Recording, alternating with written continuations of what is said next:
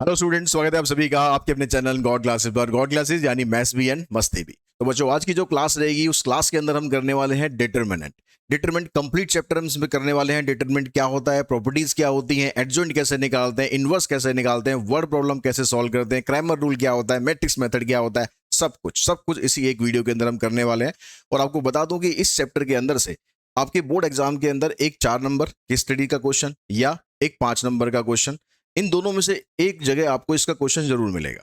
ठीक है, इसके अलावा और भी आते हैं, छोटे छोटे क्वेश्चन भी आते हैं, 1 नंबर में भी आएंगे, 2 में भी आएंगे, 3 में भी आएंगे, लेकिन 4 या 5 का कंफर्म मान के चलो कि इसमें से एक क्वेश्चन आपका आना ही आना है।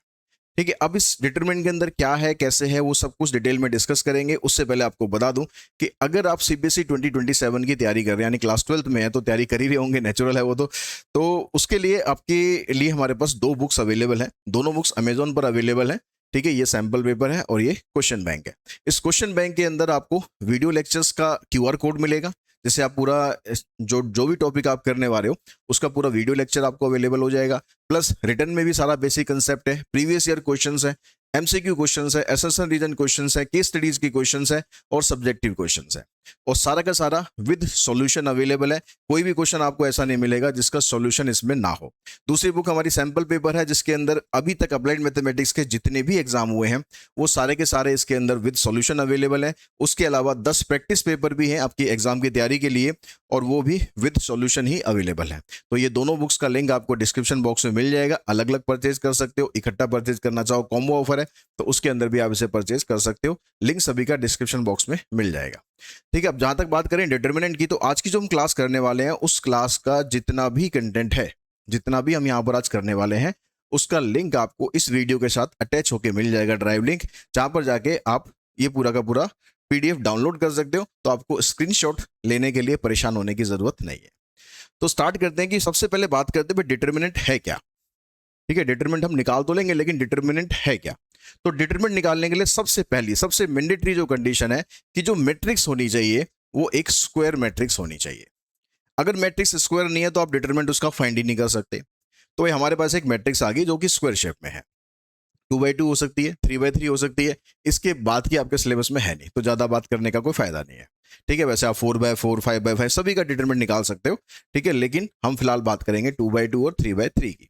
तो कोई भी आपके पास 2x2 मैट्रिक्स है या 3x3 मैट्रिक्स है, तो आप उससे रिलेटेड जो एक रियल नंबर फाइंड करते हो उसी को उसका डिटरमिनेंट बोला जाता है। अब वो रियल नंबर हम कैसे फाइंड करते हैं उसके बारे में भी हम बात करते हैं। और डिटरमिनेंट को जब हम लिखते हैं, डिनोट करते हैं, तो आप ऐसे लिख सकते हो भाई, अगर आपके पास मैट्रिक्स ए है तो आप ऐसे लिख सकते हो डिटरमिनेंट ऑफ ए, या फिर आप ऐसे मॉडुलस वाला सिंबल भी लगा सकते हो, लेकिन ये मॉडुलस नहीं है, ये ध्यान रखना यहाँ पर। ठीक है, डिटरमिनेंट जब आप कर रहे हो यानी मैट्रिक्स जब आप कर रहे हो और अगर आप ये सिंबल आपको दिखाई देता है तो ये यहाँ पर डिटरमिनेंट के लिए यूज हो रहा है। इसकी वैल्यू प्लस भी हो सकती है। ठीक है, ये मत देखना कि भाई सिंबल ही मॉडुलस की तरह है तो इसका मतलब है कि सारी वैल्यू पॉजिटिव होंगी। तो इसकी वैल्यू पॉजिटिव भी हो सकती है और इसकी वैल्यू नेगेटिव भी हो सकती है। ठीक है, तो दोनों में से किसी भी तरीके से आप इसको डिनोट करो। तो कोई भी स्क्वायर मैट्रिक्स अगर है तो उससे रिलेटेड एक यूनिक रियल नंबर उस मैट्रिक्स का डिटरमिनेंट कहलाता है। तो अगर हम बात करें पहले कि 2x2 का डिटरमिनेंट आप कैसे निकालते हैं, 1x1 का करने की जरूरत नहीं कि 1x1 में एक ही एलिमेंट होता है, वही उसका डिटरमिनेंट होता है। तो 2x2 मान लो आपके पास एक मैट्रिक्स है। ठीक है, सपोज आपके पास एक मैट्रिक्स है 3 2 1 -3। ठीक है, इसका आप डिटरमिनेंट निकालना चाहते हैं तो डिटरमिनेंट के लिए हम ये सिंबल देंगे, डिटरमिनेंट। ठीक है, या फिर जो मैट्रिक्स का एलिमेंट है उसको हम ऐसे लिख देंगे 3 2 1 -3, इस तरीके से। अगर ये ऑलरेडी सिंबल दिया हुआ है तो इसका मतलब है कि आप इसका डिटरमिनेंट ही फाइंड करने को बोल रहे हैं। तो यहां पर जब डिटरमिनेंट आप फाइंड करेंगे तो सबसे पहले क्या करेंगे, ऐसे क्रॉस में मल्टीप्लाई करेंगे, पहले इन दोनों को मल्टीप्लाई करेंगे तो आ जाएगा -9, फिर बीच में माइनस का साइन देंगे और फिर इन दोनों को मल्टीप्लाई कर देंगे, ये आ जाएगा 2। तो -9 और -2 आ जाएगा आंसर -11। तो किसी भी 2x2 डिटरमिनेंट मैट्रिक्स का अगर डिटरमिनेंट आपको निकालना है तो इस तरीके से निकालना है। मान लो आपको एक और करते हैं हम यहाँ पर, लो 7, ठीक है, -2 1 और ले लेते हैं, कुछ भी ले लो, 4 ले लेते हैं। तो ये क्या हो जाएगा, 7 4 जा 28।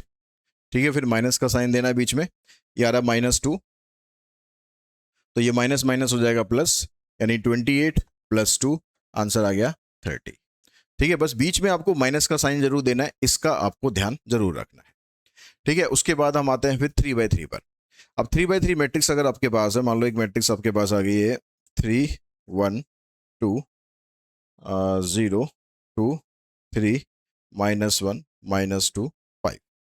ठीक है, ये डिटरमिनेंट आपको फाइंड करना है 3/3 का। तो अब इसको कैसे फाइंड किया जाएगा, देखो पहले मैं डिटेल मेथड आपको बता रहा हूँ। आप किसी भी रो से या किसी भी कॉलम से स्टार्ट कर सकते हो।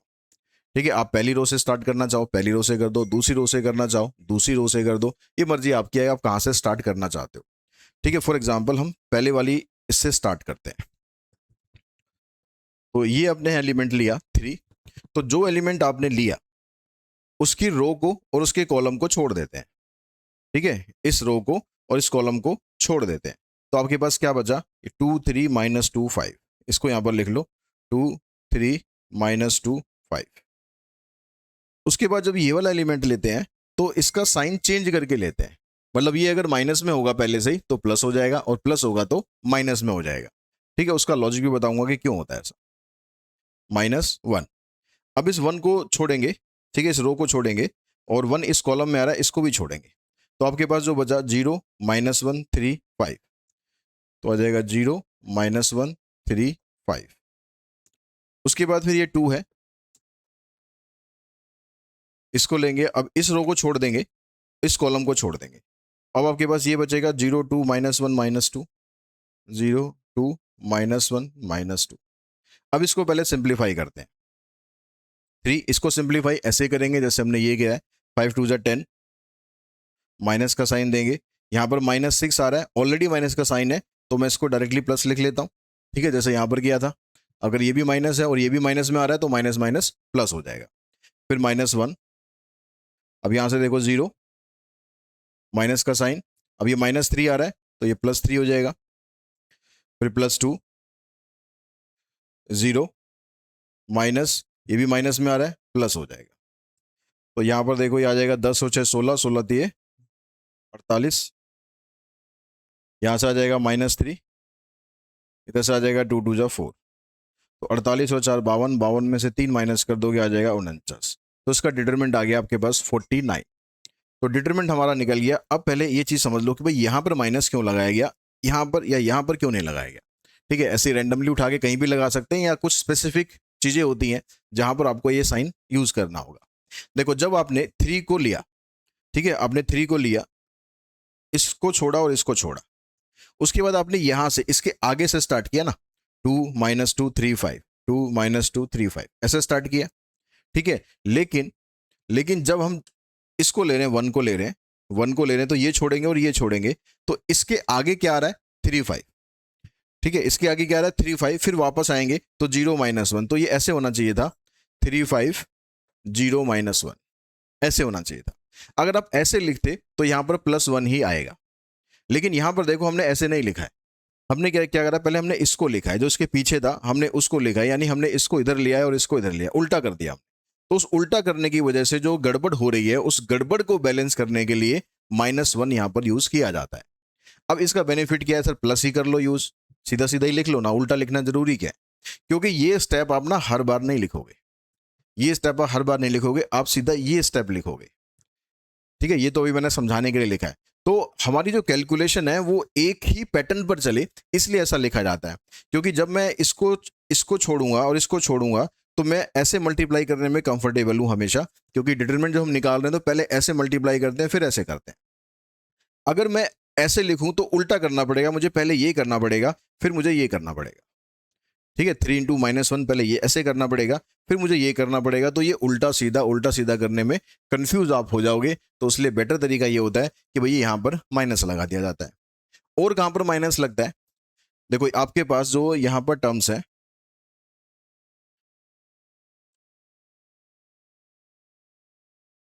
यहाँ पर आपके पास ये 4 प्लेसेस ऐसे हैं जिनको अगर आप यूज करोगे तो माइनस का साइन लेना है, एक ये, ठीक है, एक ये और एक ये और एक ये। अगर मैं डिटरमिनेंट कहीं और से निकालना चाहूं तो मैं कहीं और से भी निकाल सकता हूं।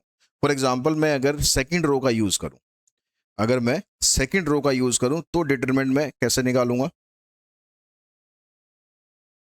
अब यहां पर तो 0 है, अगर कुछ और होता तो मेरे को यहाँ पर माइनस का साइन लेके करना पड़ेगा, ठीक है। जीरो है यहाँ पर तो कोई दिक्कत नहीं है। अब जीरो के अंदर कुछ अगर आएगा तो वो सारा जीरो ही हो जाना है, कुछ भी आए अंदर तो बाहर जीरो है तो सारा जीरो ही हो जाना है, ठीक है। फिर भी मैं लिख लेता हूँ समझाने के लिए। जब जीरो हमने लिया तो इसको छोड़ेंगे और इसको छोड़ेंगे। आपके पास आ रहा है 1 2 -2 5। तो अभी मैं इसको ऐसे लिखता हूँ 1 2 -2 5, फिर +2। अब इसको छोड़ देंगे और इसको छोड़ देंगे तो आपके पास आ रहा है 3 2 -1 5। जब ये वाला 3 लेंगे तो फिर से साइन चेंज होगा, तो यहां पर इसको छोड़ेंगे और इसको छोड़ेंगे तो 3 1 -1 -2। अब इसको चेक करो, आंसर आपका यही आना चाहिए, आंसर कभी चेंज नहीं होगा।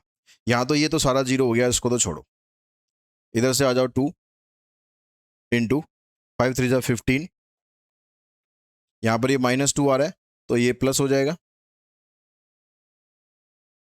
फिर -3, इधर से देखो -6 और इधर से ये +1 आ जाएगा मल्टीप्लाई होकर।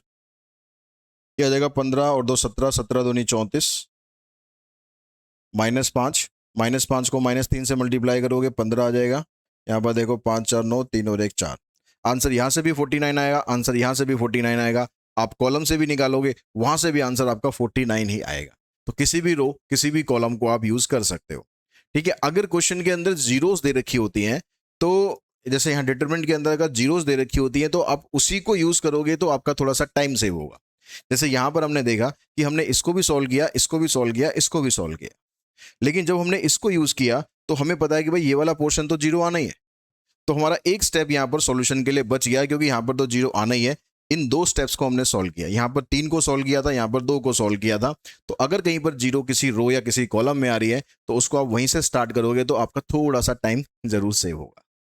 तो ये तो हो गया डिटर्मिनेंट 2/2 का या 3/3 का, इस तरीके से निकाला जाता है, ठीक है। अब आगे चलते हैं, हम थोड़ा आगे बात करते हैं इसके माइनर्स की और कोफैक्टर्स की। किसी भी डिटर्मिनेंट के कुछ माइनर्स होते हैं, कोफैक्टर्स होते हैं। अब ये माइनर कोफैक्टर होते क्या है, ठीक है। अगर हम बाय डेफिनेशन बात करें माइनर की तो माइनर भी एक डिटर्मिनेंट ही होता है, ठीक है।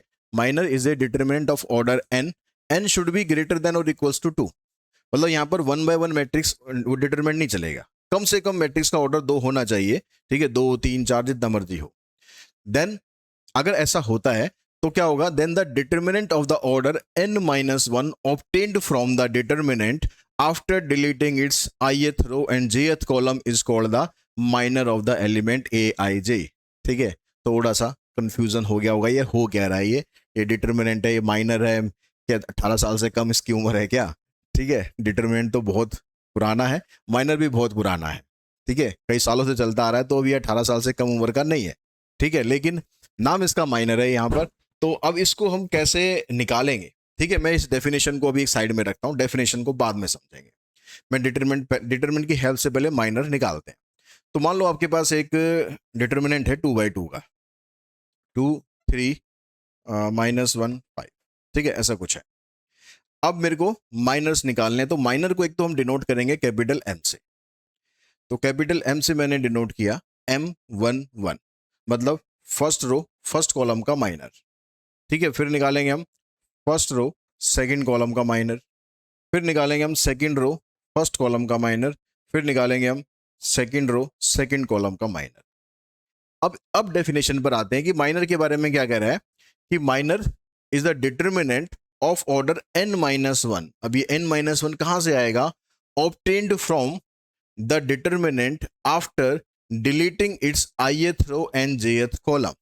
यानी जिस ith रो और जिस jth कॉलम का आप माइनर निकालने वाले हो उसको डिलीट करने के बाद जो बचता है उसका जो डिटर्मिनेंट होता है वो माइनर होता है, ठीक है। अभी भी थोड़ा सा कंफ्यूजन लग रहा होगा, अब यहां पर आओ। हम निकालना चाह रहे हैं माइनर 1/1, यानी फर्स्ट रो फर्स्ट कॉलम। तो ये क्या कह रहा था कि ith रो और jth कॉलम को डिलीट कर देना है, मतलब फर्स्ट रो और फर्स्ट कॉलम को डिलीट कर देना है। बचा क्या 5, एक ही टर्म बची है, उसका डिटरमिनेंट निकालेंगे, वो खुद ही आएगा, तो हमारा आंसर आ जाएगा यहां पर 5।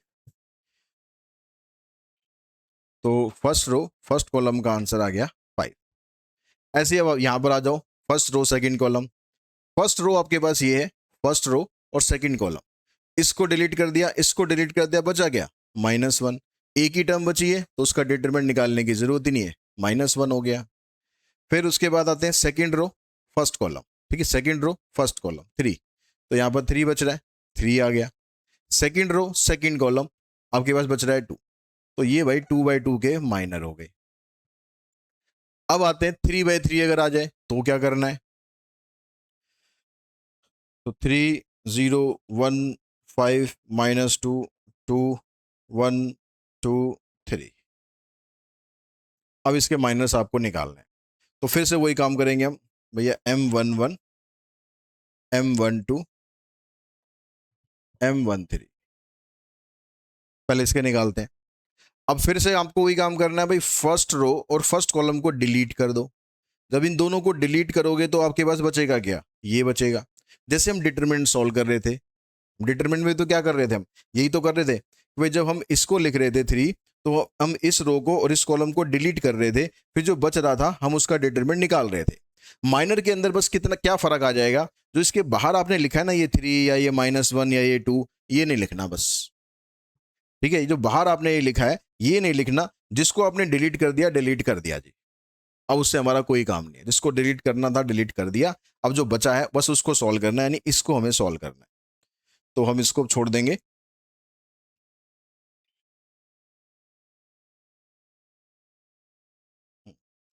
तो हम यहां पर किसको लेंगे, -2 -2 2 और 3, इसको सिंप्लीफाई कर देंगे, आ जाएगा -6 और -4, यानी आ जाएगा -10। फिर ऐसे फर्स्ट रो सेकंड कॉलम में करेंगे, फर्स्ट रो को छोड़ देंगे, सेकंड कॉलम को छोड़ देंगे, जो बचा 5 1 2 3 5 1 2 3, इसको सॉल्व कर देंगे, 15 -2, आ जाएगा 13। फर्स्ट रो थर्ड कॉलम को, फर्स्ट रो थर्ड कॉलम 5 -2 1 2, इसको सिंप्लीफाई करेंगे, 10 प्लस में 2, यानी आ जाएगा 12। तो ये इसके माइनर आ गए। फिर ऐसे ही सेम आप माइनर निकालोगे सेकंड रो फर्स्ट कॉलम का।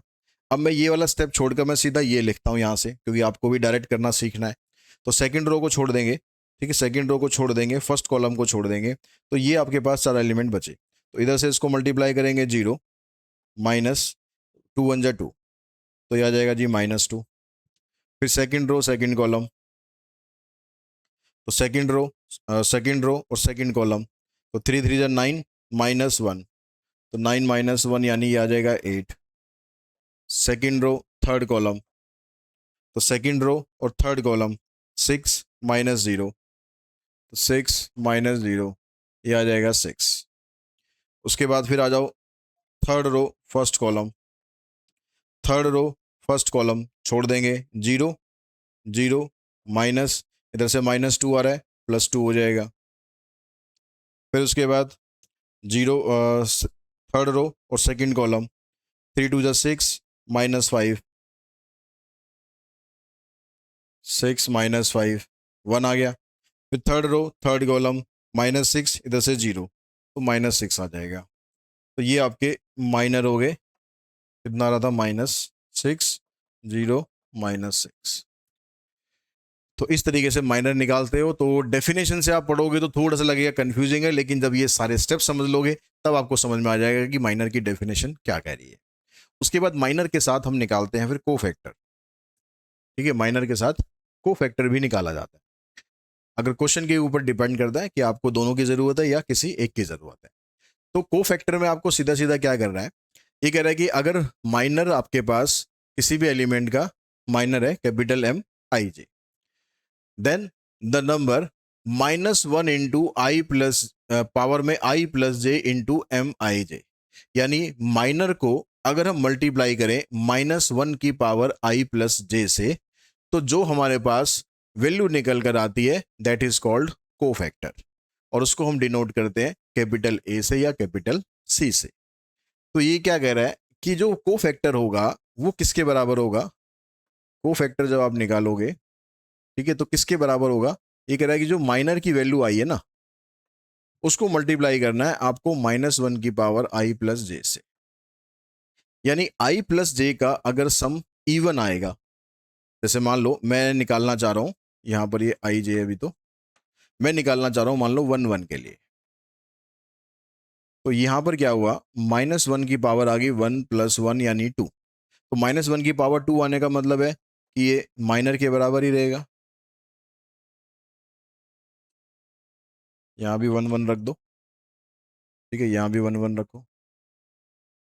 तो यहाँ से आपके पास क्या आ गया कि जो a11 का कोफैक्टर है और a11 का जो माइनर है वो आपस में बराबर आ रहा है।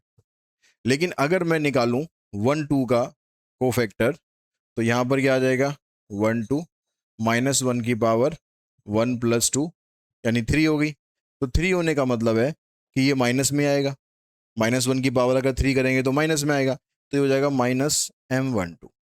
तो यहाँ पर आपके पास क्या निकल कर आया कि जो कोफैक्टर है A12 का, वो उसके माइनर की वैल्यू के साथ नेगेटिव साइन लगा दो तो वो कोफैक्टर की वैल्यू बन जाएगी।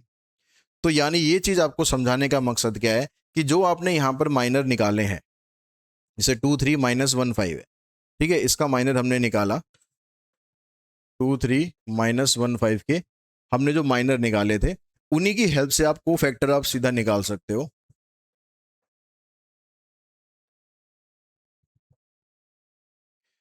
अब यहां पर देखो वैल्यू क्या आ रही थी, यहां पर आ रही थी वैल्यू 5, इधर -1, इधर 3 और 2, इधर आ रही थी 5, इधर आ रही थी -1, इधर आ रही थी 3, इधर 2। ये वैल्यू अभी मैंने लिखी है माइनर की, ठीक है। अब कोफैक्टर में क्या कह रहा है कि अगर आपके पास इन दोनों का सम इवन आएगा तो जो कोफैक्टर है माइनर है दोनों बराबर रहेंगे। तो यहां पर इन दोनों का सम देखो इवन है, तो कोफैक्टर की जो वैल्यू 5 आ रही थी वो वैल्यू इसकी रहेगी। यहां पर देखो ये 2 2 है, तो जो आपका कोफैक्टर आया था माइनर की वैल्यू के बराबर ही रहेगा, यानी इसकी वैल्यू भी 2 हो जाएगी। लेकिन जहां पर इन दोनों का सम इवन ऑड आ रहा है 1 और 2, इन दोनों का सम जहां पर ऑड आ रहा है तो वहां पर कोफैक्टर की वैल्यू माइनर के बराबर तो होगी लेकिन माइनस साइन के साथ होगी। यानी यहां पर A12 की वैल्यू अगर आप निकालोगे, माइनर अगर -1 आ रहा था तो कोफैक्टर का साइन चेंज हो जाएगा यानी +1 हो जाएगा। ऐसे यहां पर अगर ये 2 1 है, इसका सम भी ऑड है, तो यहां पर वैल्यू जो 3 आ रही थी कोफैक्टर में वैल्यू -3 आएगी। बस ये फर्क होता है माइनर और कोफैक्टर में। आपको इन शॉर्ट ये ध्यान रखना है कि जिस जिस प्लेस का सम इवन आ रहा है वहां पर माइनर और कोफैक्टर बराबर रहेंगे, और जिस प्लेस का सम ऑड आ रहा है वहां पर माइनस साइन का डिफरेंस आ जाएगा। यानी अगर सेकंड वाली जो हमारे पास डिटर्मिनेंट थी, ये 3015 -22, 3015 -22 और 123, इसके जो आप कोफैक्टर निकालोगे तो जो आपने माइनर निकाले थे, एक बार लिख लेता हूं जरा पहले,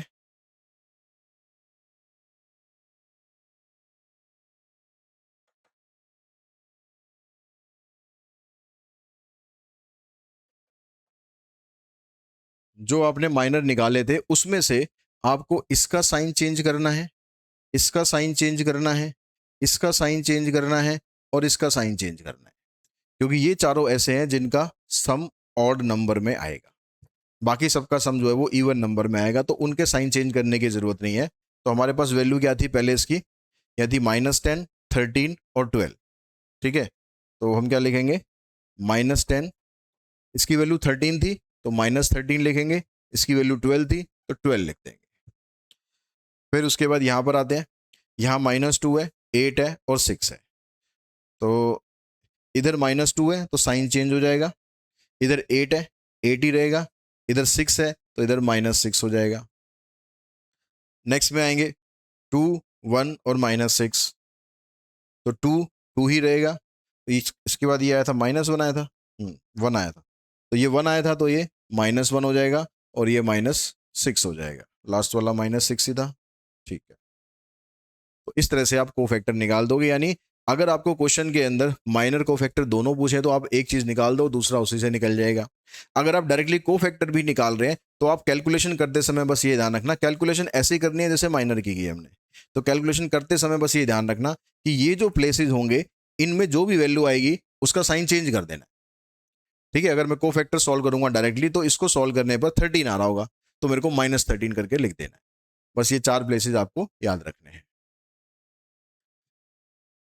अब यहां पर देखो ये क्वेश्चन है कि ये कह रहा है कि डिटर्मिनेंट ये है, डिटर्मिनेंट ये है।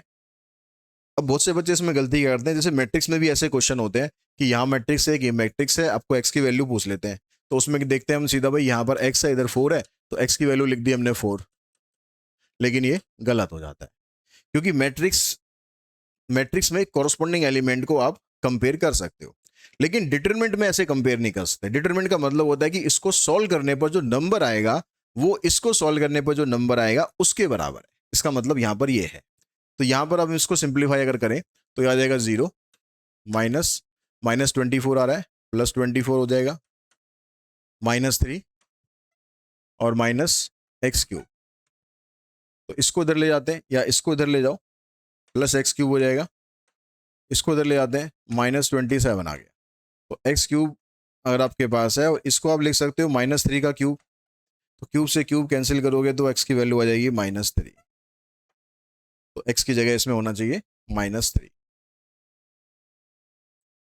Find the minor of the element 7 in the determinant this. जो एलिमेंट यहां पर 7 है, मतलब ये, इसका माइनर निकालना है। तो इसका माइनर निकालना है तो इसको छोड़ देंगे और इसको छोड़ देंगे, -4 आ गया, फिर माइनस का साइन 3 आ गया। माइनर के अंदर साइन चेंज होता नहीं है, तो -7 आ रहा है, तो -7 ही आपका आंसर हो जाएगा। Find the minor and cofactor of a and check whether this is equals to 0। अब यहां पर माइनर कोफैक्टर दोनों बताने हैं सभी के, तो पहले माइनर निकालते हैं।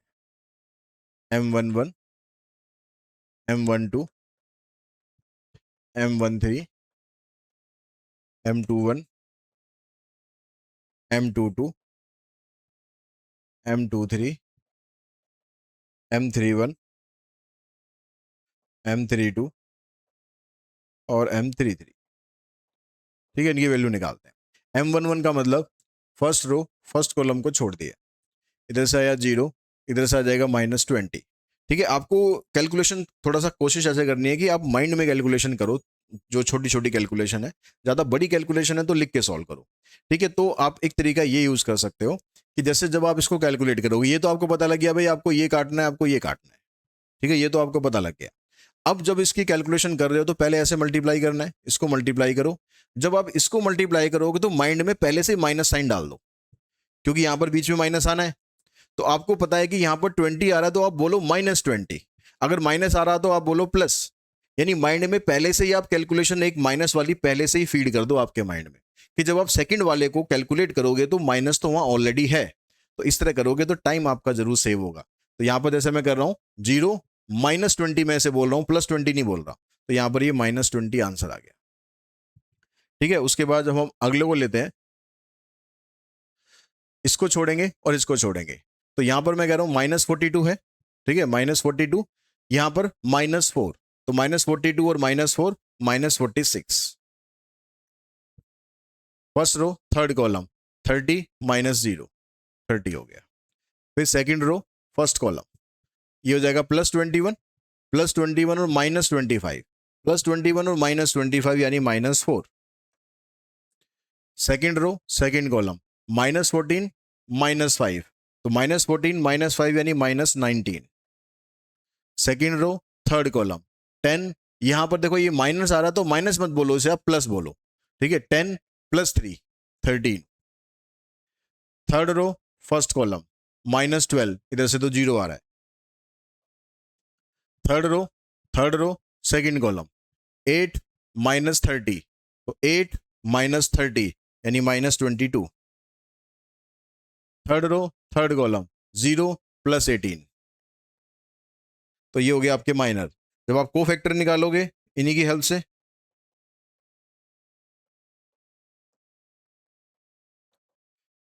तो ऐसे ये ट्रिक अपनाओगे माइंड में कैलकुलेट करते समय माइनस साइन रखने की, तो कभी आपका साइन गलत नहीं होगा और दूसरी बात टाइम आपका सेव होगा। अब यहां पर आपको पता है किस किस का साइन चेंज करना है, इसका साइन चेंज करना है। ठीक है, इसका साइन चेंज करना है, इसका साइन चेंज करना है, इसका साइन चेंज करना है।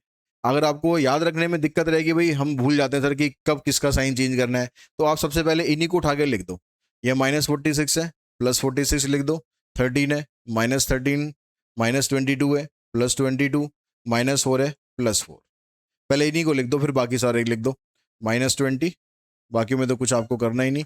30, 18, इधर कितना है -19, इधर है -12, तो ये आ गया इसके कोफैक्टर। अब आगे कह रहा है कि and check whether this is equals to 0। तो ये कोफैक्टर की एक प्रॉपर्टी होती है, अभी प्रॉपर्टीज में आगे पढ़ेंगे।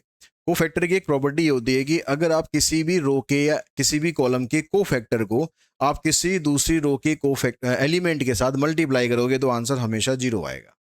तो यहाँ पर ये जो कोफैक्टर निकाले गए हैं ये थर्ड रो के हैं, A31, A32, A33, ये थर्ड वाली रो के कोफैक्टर है, मतलब ये है। इनको मल्टीप्लाई किसके साथ किया जा रहा है? फर्स्ट रो के एलिमेंट के साथ। A11 ये है, A12 ये है, A13 ये है, तो इसका आंसर हमेशा 0 ही आएगा। अगर मैं इन्हीं कोफैक्टर इसके कोफैक्टर को इसके साथ भी मल्टीप्लाई करूंगा तो इसका भी आंसर 0 आएगा। देखो चेक करते हैं। A11 की वैल्यू आपके पास है 2, ठीक है, मल्टीप्लाई किससे करना है? A31 से, इसकी वैल्यू है -12। फिर उसके बाद क्या है? A12 की वैल्यू -3 है, मल्टीप्लाई किसके साथ करना है? A32 के साथ, इसकी वैल्यू 22 है। फिर उसके बाद है यहाँ पर 5, मल्टीप्लाई किससे करना है? 18 से। चेक करो इसको, 12 दूनी 24 माइनस का 22 × 66, 18 × 5 = 90, 6 × 4 = 10, 6 × 2 = 8 और 1 = 9, -90 + 90 = 0। अगर मैं इसी को इनके साथ भी करूंगा तो भी 0 ही आएगा। अगर मैं A21 ले लूं, A21, A31, A22, A32, A23, A33, इसका आंसर भी 0 ही आएगा। देखो A21 हो गया 6, ये हो गया -12, A22 हो गया 0, यहाँ पर है 22, A23 है 4, यहाँ पर आ जाएगा 18। देखो 12 × 6 = 72 और 18 × 4 = 72, ये आ गया 0। और अगर मैं इसी के रो को, इसी के एलिमेंट को इसी के कोफैक्टर के साथ मल्टीप्लाई कर दूं तो क्या होगा? अगर मैं ये एलिमेंट को इसी के कोफैक्टर से मल्टीप्लाई कर दूं,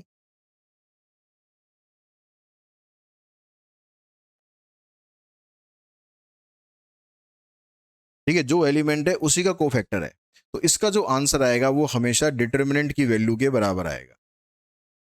ठीक है, A31 आपके पास 1, -12, A32 है 5 और इसका कोफैक्टर कितना है? 22, A33 है -7, 18, -12, 110 और 126, तो 126 और 12 138 हो गए,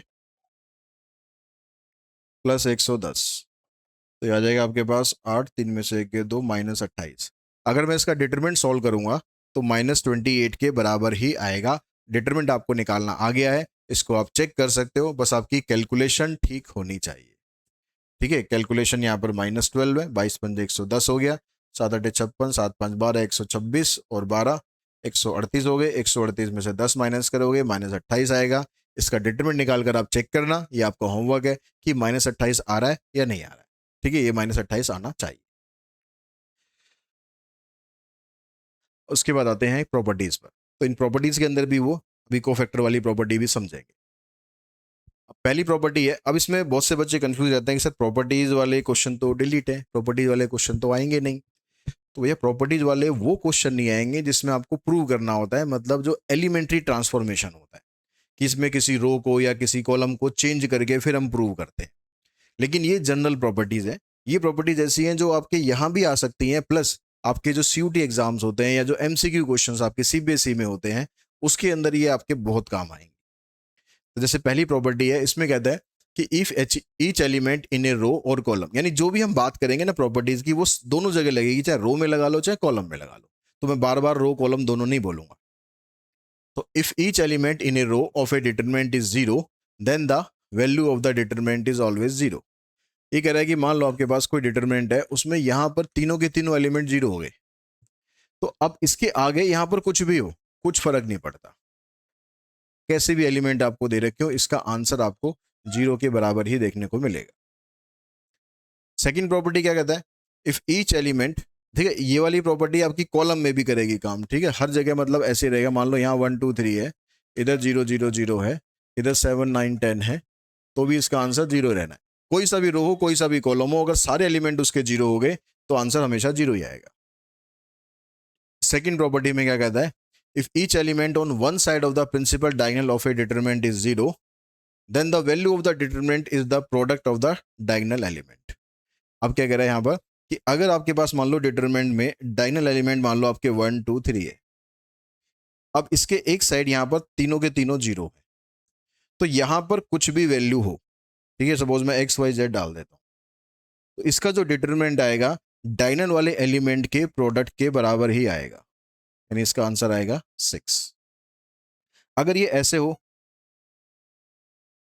कि नीचे वाले तीनों जीरो हो जाए, यहां पर एक्स वाई जेड हो जाए या कुछ और भी हो जाए, तो भी इसका आंसर 6 ही रहेगा। और अगर ऐसा हो कि भाई यहां पर 1 2 3 है, ठीक है, इधर भी जीरो हो जाए और नीचे भी जीरो हो जाए, तो भी इसका आंसर 6 के बराबर ही रहेगा। अगर ऐसा कोई डिटरमिनेंट आपको सॉल्व करने में आ जाए, तो आपको ये नहीं कि पूरा का पूरा सॉल्व करना है, सीधा क्या करो, डायगोनल वाले एलिमेंट को मल्टीप्लाई करो, वो आपका आंसर। तो ऐसे प्रॉपर्टीज आपके काम आती हैं। नेक्स्ट में देखो, यह कहता है the value of A determinant remain unchange if its row and column are interchange. अगर हम किसी भी डिटरमिनेंट के रो और कॉलम को इंटरचेंज कर देते हैं, मतलब रो को हम कॉलम बना देते हैं, कॉलम को हम रो बना देते हैं, तो उस केस में जो डिटरमिनेंट की वैल्यू उस पर कोई चेंज नहीं होगा। जैसे मान लो आपके पास एक डिटरमिनेंट है X Y Z A B C, ठीक है, पी क्यू आर।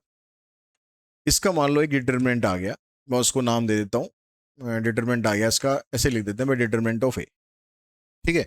अगर मैं इसके रो को कॉलम बना दूं, पहली रो को मैंने पहला कॉलम बना दिया, दूसरी रो को मैंने दूसरा कॉलम बना दिया, तो इसकी जो वैल्यू डिटरमिनेंट की है वो सेम रहेगी, इस पर कोई भी चेंज नहीं आएगा। यानी यहां से मैट्रिक्स, अब आप मैट्रिक्स आपको पता ही है मैट्रिक्स के बारे में, अब आप ये समझ गए कि ये जो मैट्रिक्स है इसका ट्रांसपोज यहां पर हो रहा है।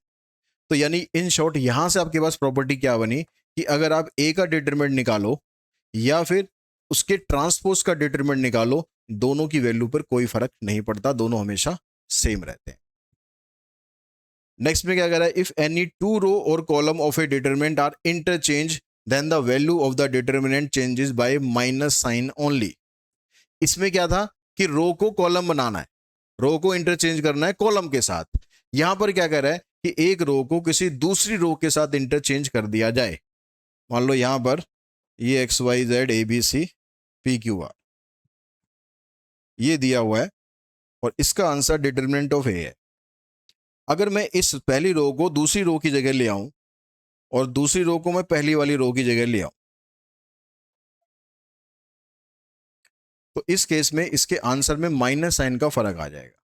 यानी इसकी वैल्यू अगर 10 आ रही होगी तो इसकी -10 आएगी।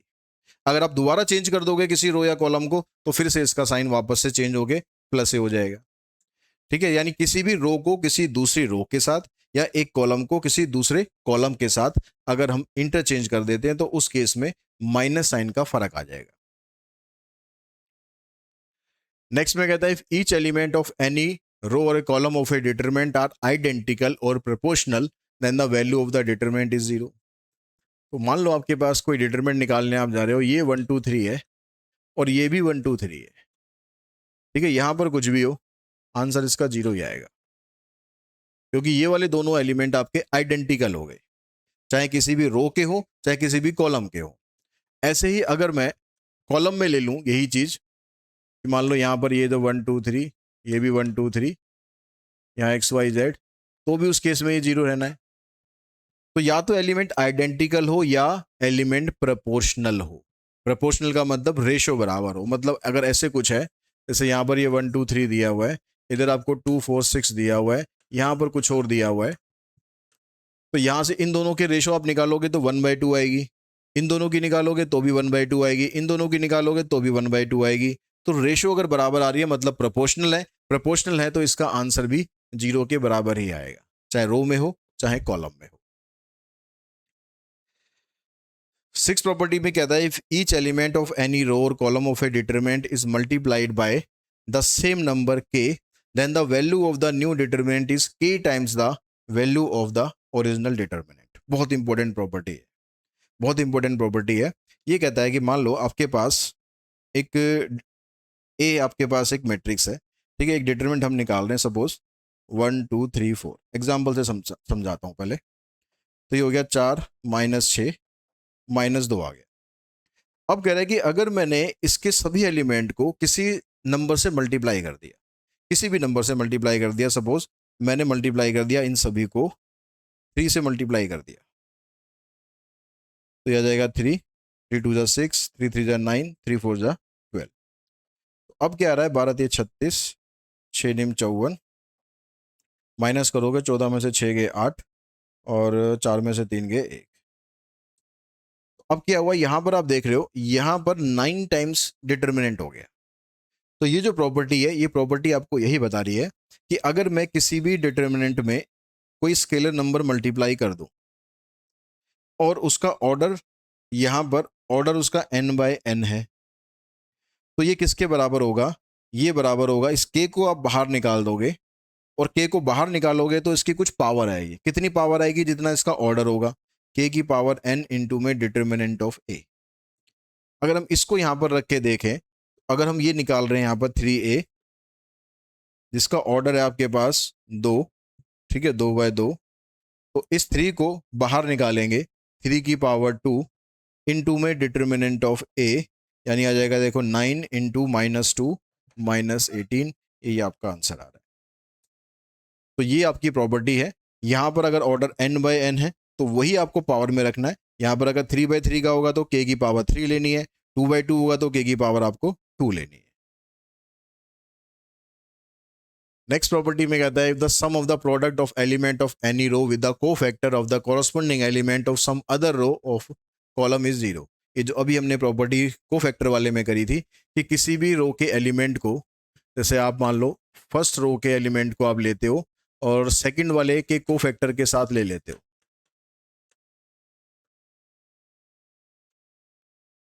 एलिमेंट हमने फर्स्ट रो के लिए हैं और कोफैक्टर हमने सेकंड रो के लिए हैं, तो इसका आंसर आपका 0 ही आएगा। ठीक है, अगर हम उसी रो के एलिमेंट को उसी रो के कोफैक्टर के साथ लेते हैं, जैसे यहाँ ये प्रॉपर्टी है, तो उस केस में आंसर आपका हमेशा डिटरमिनेंट के बराबर ही आएगा, चाहे ये रो में हो चाहे कॉलम में हो।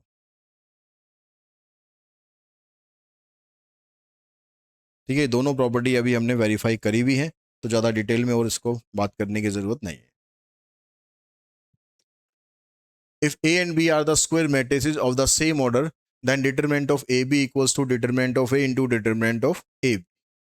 अगर आपके पास A और B दो स्क्वायर मैट्रिक्स हैं, दोनों का ऑर्डर सेम है, यानी दोनों ही 2/2 की हैं, दोनों 3/3 की हैं, तो उस केस में आप A और B को मल्टीप्लाई करके डिटरमिनेंट निकाल दो, या दोनों का डिटरमिनेंट अलग अलग निकाल के बाद में मल्टीप्लाई कर दो, बात दोनों की सेम रहेगी, रिजल्ट दोनों का सेम रहेगा।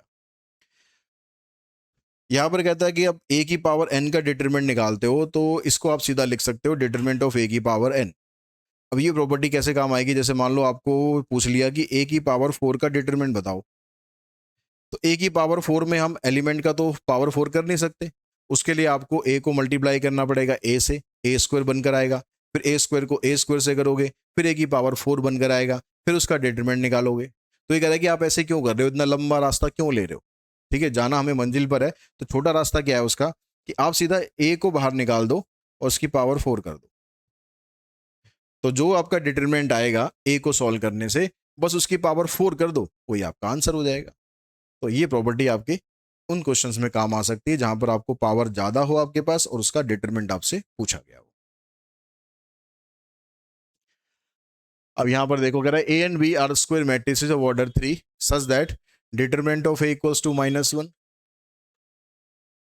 ये दिया हुआ है, डिटरमिनेंट ऑफ बी आपको दिया हुआ है, then find the value of determinant of 3ab। तो 3ab की आपसे डिटरमिनेंट की वैल्यू पूछी गई है। तो सबसे पहला काम क्या करना है आपको, यहां पर स्केलर क्वांटिटी है, तो स्केलर क्वांटिटी अगर आपको दे रखी है तो सबसे पहले आपको ये वाली प्रॉपर्टी यूज करनी है, स्केलर को इसको बाहर निकालना है। स्केलर को बाहर निकालना है, कितनी बार बाहर निकलेगा, जितना ऑर्डर है, तो वहां पर अगर हम बाहर निकालते हैं इसको 3 को, तो कितना ऑर्डर है इसका, ऑर्डर इसने दे रखा था 3 है, तो इस 3 को बाहर निकालेंगे तो ये आ जाएगा 3 की पावर 3। अब अंदर ये रह गया। अब डिटरमिनेंट ऑफ ए बी जो है हमने पढ़ा, ये तो 27 हो गया, तो इसको हम ऐसे भी लिख सकते हैं determinant of A into determinant of B. अब इनकी वैल्यू पुट कर दो, आंसर आएगा आपका -81। यहाँ पर कहता है ए स्क्वायर मैट्रिक्स है, डिटरमिनेंट ऑफ ए दिया हुआ है 2, then write the value of A into transpose of A where A dash is the transpose of the matrix this. तो यहाँ पर आपको ये कह रहा है कि भाई ए और ए ट्रांसपोज है, इसका डिटरमिनेंट आपको बताना है। तो इसको हम कंसिडर करते हैं कि ए मैट्रिक्स है, इसको कंसिडर करते हैं बी मैट्रिक्स है। तो इसको अगर हम अलग अलग करें तो ऐसे लिख सकते हैं, determinant of A into determinant of transpose of A, determinant of A determinant of B. अब हमने प्रॉपर्टीज में ये भी पढ़ा कि जो ए का आप डिटरमिनेंट निकाल दो या उसके ट्रांसपोज का डिटरमिनेंट निकाल दो, दोनों की वैल्यू सेम ही होती है। तो इसको हम ऐसे भी लिख सकते हैं भाई, यहाँ पर डिटरमिनेंट ऑफ ए हो गया, यह भी डिटरमिनेंट ऑफ ए हो गया। यहाँ पर रीजन दिखा दो कि determinant of A equals to determinant of transpose of A. तो ये हो गया डिटरमिनेंट ऑफ ए का स्क्वायर। अब डिटरमिनेंट ऑफ ए कितना है, 2 है, तो 2 का स्क्वायर कर दो, आंसर आ जाएगा 4। ऐसे प्रॉपर्टीज वाले क्वेश्चंस भी आपके इसमें आ सकते हैं। उसके बाद नेक्स्ट टॉपिक आता है एरिया ऑफ ट्राइंगल। ठीक है, ये भी आपको करना है। कुछ बच्चे यहाँ भी कंफ्यूज रहते हैं कि सर करें या नहीं करें, कर लो। ठीक है, कोई ऐसा ज़्यादा मुश्किल चीज़ नहीं है कि भाई आपको इसको करने में बहुत ज़्यादा टाइम लगेगा। एग्जाम में आ गई तो फिर आपको रिग्रेट रहता है कि सर ये वाला कर लेते तो अच्छा रहता है, क्योंकि ये भी प्रॉपर्टी के अंदर ही आता है। अब यहाँ पर कहता है कि भाई आपके पास ट्राइंगल के 3 वर्टेक्स है, x1 y1 x2 y2 और x3 y3। तो इनकी हेल्प से आपको उसका एरिया निकालना है ट्राइंगल का, और with the help of determinant. ये चीज आपने पढ़ी होगी 11th क्लास में भी। 11th क्लास में एक फार्मूला था x1, फिर अंदर ब्रैकेट के अंदर y2 minus y3 plus x2, फिर y3 माइनस y1, फिर प्लस x3, फिर y1 माइनस y2, ऐसा फार्मूला था। तो उसी चीज को जब हम डिटरमिनेंट में लिखते हैं तो इस तरीके से लिखा जाता है। ठीक है, हाफ तो उसमें भी लगता था, हाफ इसमें भी लगता है। यहाँ पर ये मैट्रिक्स का साइन दे दिया, डिटरमिनेंट आएगा। तो इसके अंदर क्या करना है आपको, जो x1 y1 है, x1 y1 x2 y2 x3 y3 यहाँ लिखने हैं। यहाँ पर हमेशा आपको 1 1 1 ही लिखना है। इसको अगर आप सॉल्व करोगे तो जो 11th में आपने फार्मूला पढ़ा था वही फार्मूला आपका बनकर आ रहा है। ठीक है, जब हम एरिया निकालेंगे तो एरिया का आंसर कभी भी नेगेटिव नहीं होना चाहिए। कोई भी चीज का एरिया निकालें तो वो क्योंकि स्क्वायर यूनिट में होता है तो वो हमेशा पॉजिटिव होना चाहिए। तो अगर उसकी वैल्यू नेगेटिव आ रही है तो उसको नेगेटिव साइन को हम नेग्लेक्ट कर देंगे। या आप ये भी कह सकते हो कि भाई इसका पूरे का मॉड हमारा आंसर आ जाता है। ठीक है, यहां पर मॉड का यूज होता है क्योंकि एरिया है, एरिया हमेशा पॉजिटिव होता है। अगर हम एरिया निकालते हैं ट्राइंगल का और ट्राइंगल का एरिया 0 आ जाए तो हम कहेंगे पॉइंट कोलिनियर है। जैसे मान लो 3 पॉइंट है, ठीक है, इन तीनों पॉइंट को ज्वाइन करके आप एक ट्राइंगल का एरिया निकालना चाह रहे हो। अगर ये तीनों पॉइंट एक लाइन के अंदर हैं तो यहां पर कभी भी ट्राइंगल नहीं बनेगा। जब ट्राइंगल बनेगा ही नहीं तो कैसा उसका एरिया भाई, जब ट्राइंगल बनेगा ही नहीं तो उसका एरिया भी नहीं निकलेगा, यानी एरिया हो जाएगा उसका 0। तो क्वेश्चन में अगर आपसे पूछा गया या आपको प्रूव करना है कि भैया ये पॉइंट कोलिनियर है या नहीं, ये चेक करना है, तो आप एरिया ऑफ ट्राइंगल निकाल के दिखा दो। अगर वो 0 आ गया तो पॉइंट आपकी एक ही लाइन के अंदर है, मतलब कोलिनियर पॉइंट है। जैसे यहां पर आपको एरिया निकालना है तो एरिया ऑफ ट्राइंगल का फार्मूला आप अप्लाई करेंगे, half of x1 y1 x2 y2 x3 y3, यहाँ पर रहेगा 1 1 1। तो सिंप्लीफाई करो, हाफ, अभी तो पहले वैल्यू पुट करो, 5 4 2 माइनस 6 माइनस 2 4 1 1 1। कैलकुलेट करो, पहले लेते हैं 5।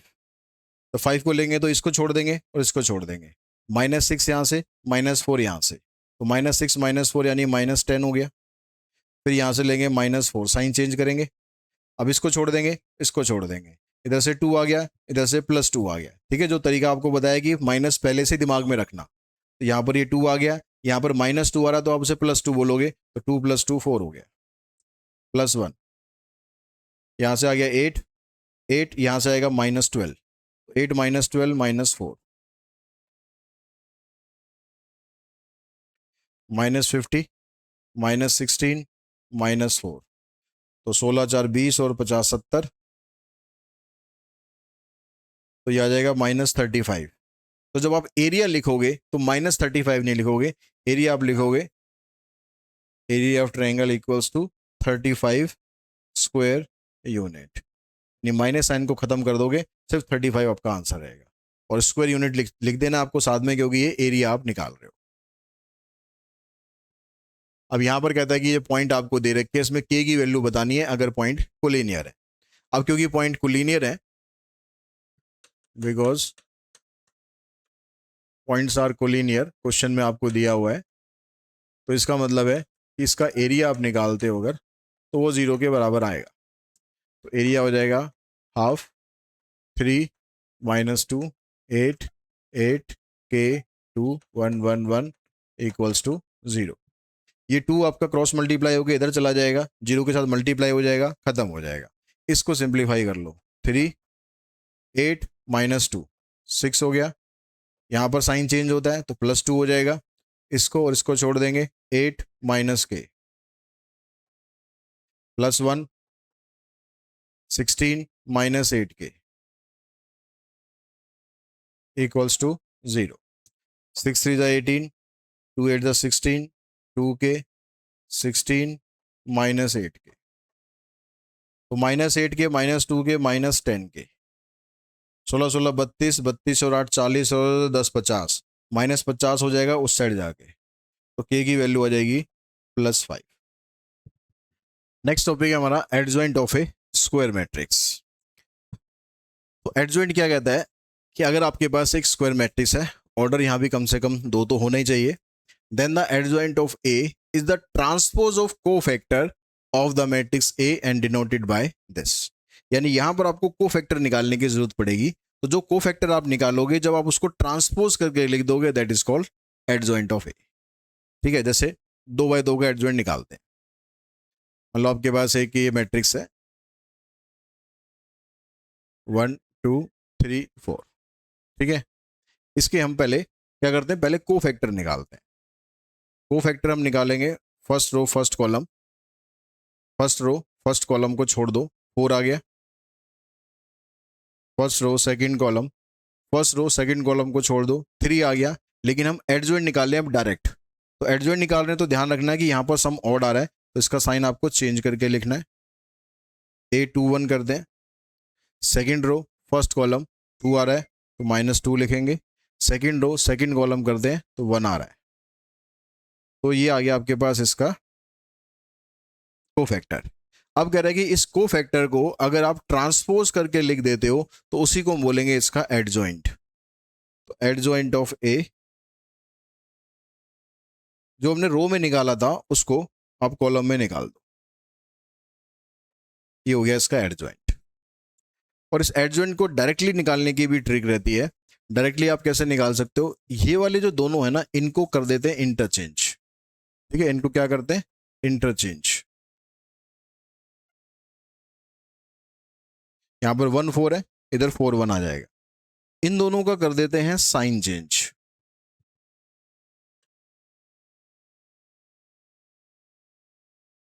ये 2 का -2 हो जाएगा, 3 का -3 हो जाएगा। ठीक है, जैसे मान लो आपके पास एक मैट्रिक्स है B 1 3 -5 2। इसका अगर आप एडजॉइंट निकालते हो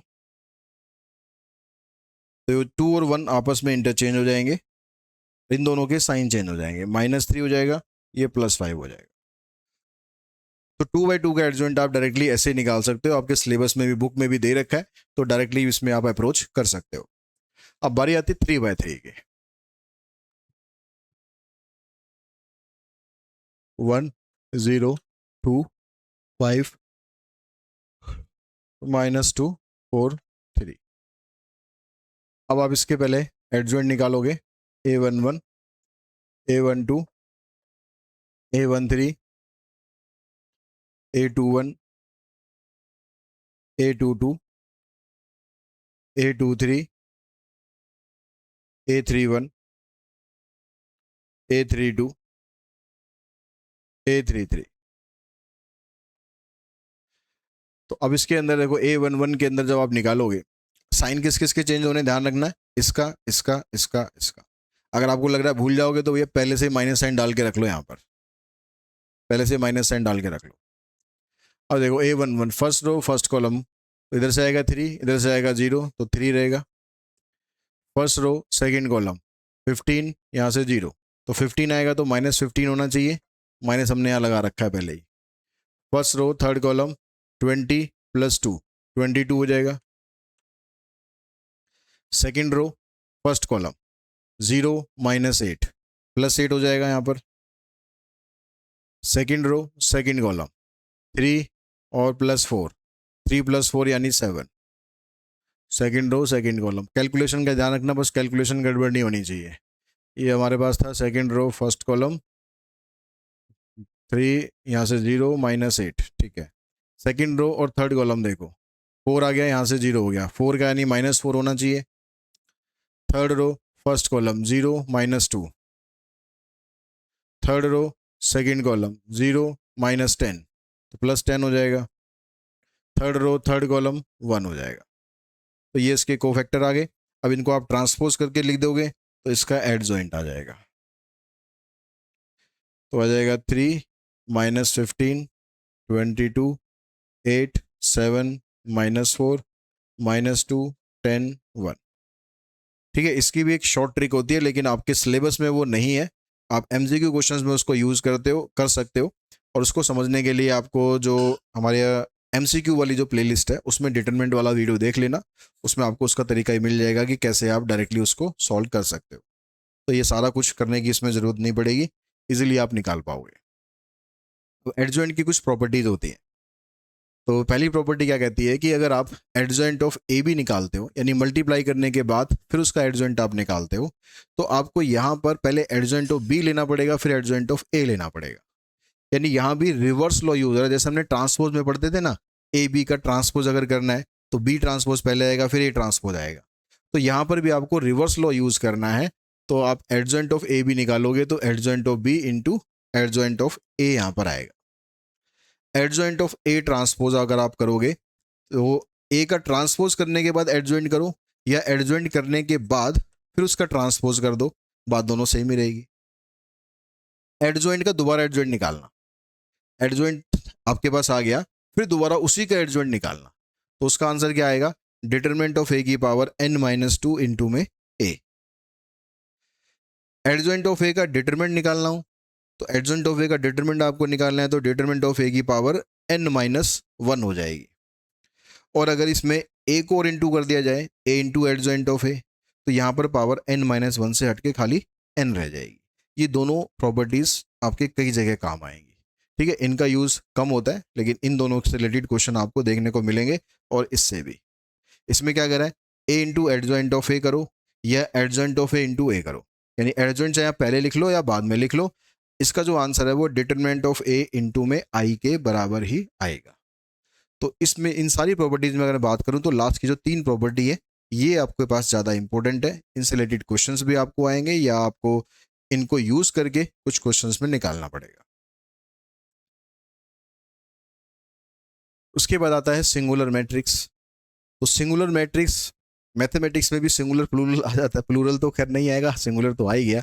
तो सिंगुलर मैट्रिक्स का मतलब यहाँ पर ये होता है कि अगर आपने डिटरमिनेंट निकाला किसी भी मैट्रिक्स का, उसका डिटरमिनेंट 0 आ गया, ठीक है, डिटरमिनेंट आपने निकाला, डिटरमिनेंट 0 आ गया, तो उस मैट्रिक्स को बोलेंगे सिंगुलर मैट्रिक्स। और डिटरमिनेंट अगर उसका 0 नहीं आया तो उसको बोलेंगे नॉन सिंगुलर मैट्रिक्स। अब जैसे यहाँ पर एक क्वेश्चन में कह रहा है कि भाई आपको के की वैल्यू निकालनी है अगर ये मैट्रिक्स एक सिंगुलर है, तो इसने वर्ड यूज कर दिया कि ये सिंगुलर मैट्रिक्स है, तो इसका मतलब है कि इसका डिटरमिनेंट 0 के बराबर होना चाहिए। तो इसका डिटरमिनेंट निकाल देंगे, -8 -3 के इक्वल्स टू 0। तो 3k की वैल्यू आ जाएगी -8, यानी k की वैल्यू आ जाएगी -8/3। फिर उसके बाद आता है हमारे पास इनवर्स ऑफ मैट्रिक्स। सबसे ज़्यादा इंपॉर्टेंट चीज़ है इस टॉपिक के अंदर, इनवर्स ऑफ मैट्रिक्स। तो ये कह रहा है कि एक स्क्वायर मैट्रिक्स है ए आपके पास, वो मैट्रिक्स इन्वर्टिबल कब होगी? If there exist a square matrix of the same order, अगर वहां पर एक मैट्रिक्स और एग्जिस्ट करे उसी ऑर्डर की, एंड ए बी उन दोनों को मल्टीप्लाई करें तो वो आइडेंटिटी के बराबर आ जाए। चाहे ए बी को मल्टीप्लाई कर लो चाहे बी ए को मल्टीप्लाई कर लो, ठीक है, ए बी को मल्टीप्लाई करो आई आएगा, या फिर बी ए को मल्टीप्लाई करो तो भी वो आई ही आएगा। अगर ऐसा कोई केस होता है तो हम इसमें ये कह सकते हैं कि A is the inverse of B, या वाइसा वर्सा भी यूज कर सकते हैं कि B is inverse of A। मतलब इससे हमारे पास ये कंक्लूजन आ जाएगा कि ए का इन्वर्स अगर आप निकालोगे तो ये बी के बराबर आएगा। इन्वर्स को ऐसे डिनोट करना है। आप ये भी कह सकते हो कि बी का अगर आप इन्वर्स निकालोगे तो वो ए के बराबर आएगा। तो जैसा भी क्वेश्चन में डिमांड होगी कि आपको ए का इन्वर्स निकालना है या बी का इन्वर्स निकालना है, वैसे ही आप इसको यूज कर सकते हो। इन्वर्स निकालने के लिए कुछ प्रॉपर्टीज को भी हमें फॉलो करना है। तो फर्स्ट प्रॉपर्टी में कहता है कि the every invertible matrix possesses a unique inverse. हर एक मैट्रिक्स का एक यूनिक इन्वर्स होगा। ठीक है, ये नहीं होगा कि एक मैट्रिक्स के आप कई सारे इन्वर्स निकाल दो, कई सारे आंसर निकाल दो। हर मैट्रिक्स का एक ही इन्वर्स होगा। If A is an invertible matrix then inverse of A inverse, यहां पर ये थोड़ा लिखने में गड़बड़ है। ठीक है ना, इन्वर्स का फिर दोबारा अगर आप इन्वर्स निकालोगे तो वापस आपके पास ओरिजिनल मैट्रिक्स ही आ जाएगी। ठीक है, इन्वर्स का फिर से इन्वर्स निकालोगे तो वापस आपके पास ए मैट्रिक्स आ जाएगी। A square matrix is invertible if and only if it is non singular. यहां पर ये कह रहा है कि अगर मैट्रिक्स आपकी नॉन सिंगुलर है, नॉन सिंगुलर है तभी आप उसका इन्वर्स फाइंड कर सकते हो। अगर सिंगुलर मैट्रिक्स आ गई तो उसका इन्वर्स हम फाइंड नहीं कर सकते। जैसे हमने पीछे ये मैट्रिक्स देखी हमने, तो ये वाली मैट्रिक्स सिंगुलर थी, तो सिंगुलर मैट्रिक्स का इन्वर्स कभी भी नहीं निकलेगा, एग्जिस्ट नहीं करेगा। तो मैट्रिक्स को अगर सिंगुलर, उसका इन्वर्स अगर आपको निकालना है तो पहले आपको श्योर करना पड़ेगा कि वो मैट्रिक्स नॉन सिंगुलर होनी चाहिए। और मैट्रिक्स का इन्वर्स निकालने के लिए हम ये वाला फार्मूला यूज करते हैं, A inverse equals to adjoint of A divided by determinant of A.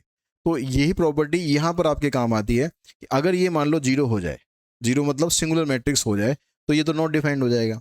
तो इसलिए ये जो नीचे डिटरमिनेंट ऑफ ए आ रहा है, ये आपका हमेशा नॉट इक्वल्स टू जीरो होना चाहिए, यानी मैट्रिक्स आपकी नॉन सिंगुलर होनी चाहिए। A and B are two invertible matrices of the same order, then A B is also invertible. अगर ए इन्वर्टिबल मैट्रिक्स है मतलब इन्वर्स निकल सकता है, बी का भी इन्वर्स निकल सकता है, तो ए बी का इन्वर्स भी निकलेगा। और ए बी का इन्वर्स अगर आपको निकालना है तो ए बी का inverse B inverse into A inverse के बराबर होता है, यानी यहाँ पर भी रिवर्स लॉ यूज किया जाता है। तो आप ऐसे याद कर सकते हो कि तीन जगह आपका रिवर्स लॉ यूज होता है, ट्रांसपोज में यूज होता है, एडजॉइंट में यूज होता है और इनवर्स में यूज होता है। तीनों जगह रिवर्स लॉ का यूज किया जाएगा।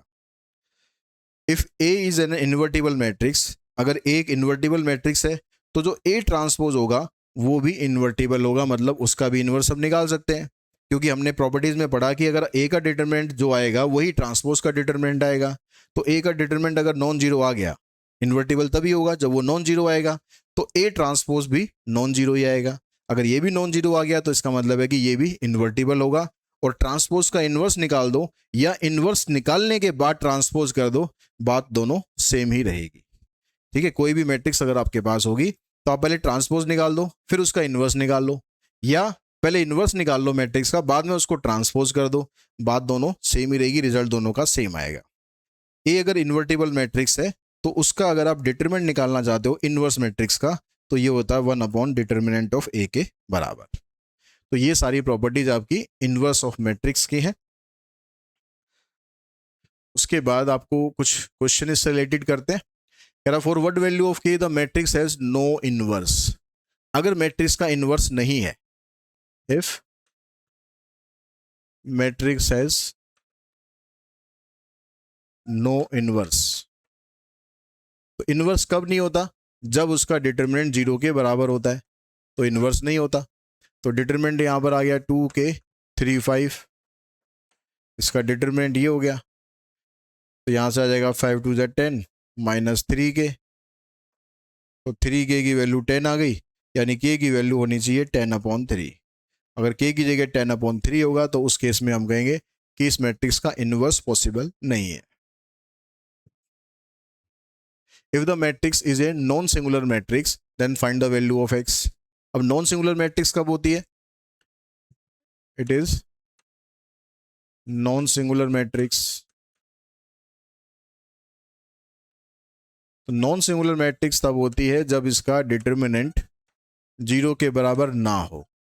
तो इसका डिटरमिनेंट आप निकालोगे 6 -2 -10 -12, यहां पर साइन चेंज होगा -x 4 + 20 24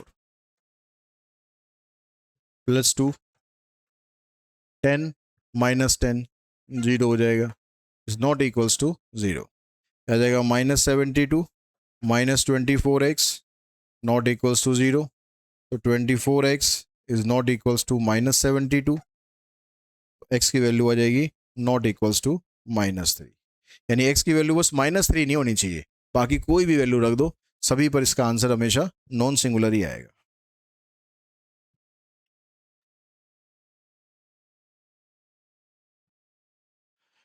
ए आपको ये दे रखा है, find x such that A square equals to x A minus 2y, hence find A inverse. तो पहले कह रहा है कि पहले तो आप ये फाइंड करो, यहां से एक्स की वैल्यू फाइंड करो। तो ये कह रहा है कि A square equals to x A minus 2y, ये दिया हुआ है। तो ए स्क्वायर निकालोगे आप यहां से 3 4 -2 -2 3 4 -2 is equals to x A 3 -2 4 -2 -2 i, ये हो गया।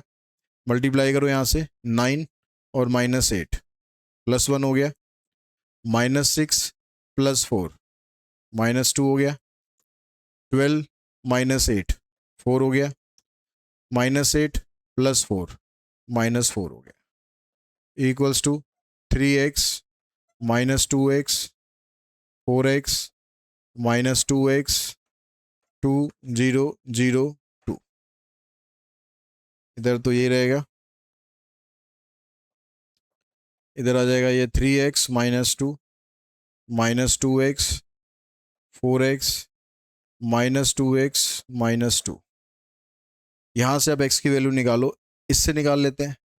-2x -2 के बराबर आया, मतलब x की वैल्यू 1 आई। लेकिन आपको निकाली तो आपने यहाँ से, लेकिन बाकियों में रख कर आपको चेक कर लेनी है कि वैल्यू आपकी ठीक आ रही है नहीं आ रही है। अगर 1 में यहाँ रखता हूँ तो 3 -2 1 हो गया, तो इधर 1 आ गया। इधर रखता हूँ तो 4 आना चाहिए, 4 आ गया।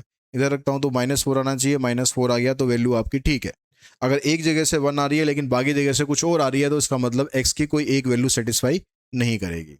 तो x की वैल्यू 1 आ गई, इसको आप यहाँ पर रख दो। तो हमारे पास ये रिलेशन बन गया, ए स्क्वायर इक्वल्स टू एक्स की वैल्यू 1, तो ये a हो जाएगा -2y। ये आ गया हमारे पास एक रिलेशन। अब कह रहा है कि हेंस फाइंड ए इनवर्स। तो जब ऐसा क्वेश्चन आए कि आपको ऐसे कोई इक्वेशन दे रखी है और उसका इनवर्स आपको पूछ रहा है वहीं से, तो आपको इसी इक्वेशन का यूज करके इनवर्स आपको निकालना है। अब कैसे निकालेंगे? इनवर्स आपको निकालना है तो इनवर्स को दोनों साइड मल्टीप्लाई कर दो। मल्टीप्लाई करते समय ध्यान रखना कि आप प्री मल्टीप्लाई करोगे या पोस्ट मल्टीप्लाई करोगे, दोनों तरफ एक जैसा करना है आपको। तो मैं यहां पर पोस्ट मल्टीप्लाई कर देता हूं, post multiply by A inverse. Post multiply का मतलब है कि इनवर्स को यहां बाद में लिखोगे आप, इधर पहले नहीं लिखना। A into A inverse -2i into A inverse. ठीक है, इस क्वेश्चन में आप प्री मल्टीप्लाई कर दो, पोस्ट मल्टीप्लाई कर दो, फर्क नहीं पड़ेगा। कुछ क्वेश्चन में फर्क पड़ेगा, आगे आएंगे क्वेश्चन, वहां समझाऊंगा कैसे फर्क पड़ेगा। इन दोनों को सिंप्लीफाई करोगे तो a की पावर 1 रह जाएगी। a को उसके इनवर्स से मल्टीप्लाई कर रहे हैं। किसी भी मैट्रिक्स को अगर हम उसके इनवर्स से मल्टीप्लाई करते हैं तो हमेशा वो i के बराबर आता है। हमने स्टार्टिंग में पढ़ा था ना कंसेप्ट में कि a b अगर i आपके पास आ रहा है तो a b का इनवर्स है, a b का इनवर्स है या फिर b a का इनवर्स है। तो यानी a को अगर मैं उसके इनवर्स से मल्टीप्लाई करता हूं तो हमेशा i आएगा।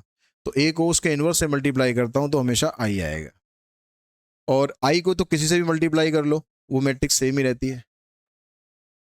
तो हमें इसकी वैल्यू निकालनी है, इसको इधर ले आओ, a को इधर ले जाओ। आई आपको दिया हुआ है इसने, आई तो 1 0 0 1 हो गया। ए दिया हुआ है आपको 3 -2 4 -2 1 -3 -2 0 +2 0 -4 1 +2। तो ए इनवर्स की वैल्यू निकालनी है, तो यहां पर जो 2 आ रहा है इसको इधर लाएंगे, हाफ हो जाएगा। 2 से डिवाइड कर दोगे -1 1 -2 और 3/2।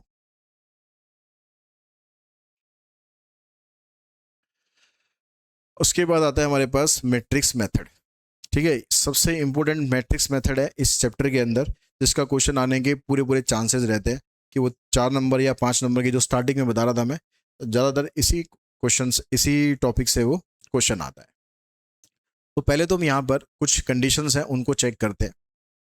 मैट्रिक्स मेथड में ये कहता है कि अगर आपके पास कोई लीनियर इक्वेशंस दे रखी है, ठीक है, जैसे हम अलजेब्रा में सॉल्व करते थे, लीनियर इक्वेशन सॉल्व करते थे 2 वेरिएबल वाली या 3 वेरिएबल वाली, फिर उसकी वैल्यू निकालते थे एक्स वाई जेड की, वही काम अब आपको यहाँ पर करना है मैट्रिक्स मेथड से। तो आपके पास कोई लीनियर इक्वेशन है, तो उस इक्वेशन के हमें पता है कि भैया यूनिक सॉल्यूशन भी होते हैं,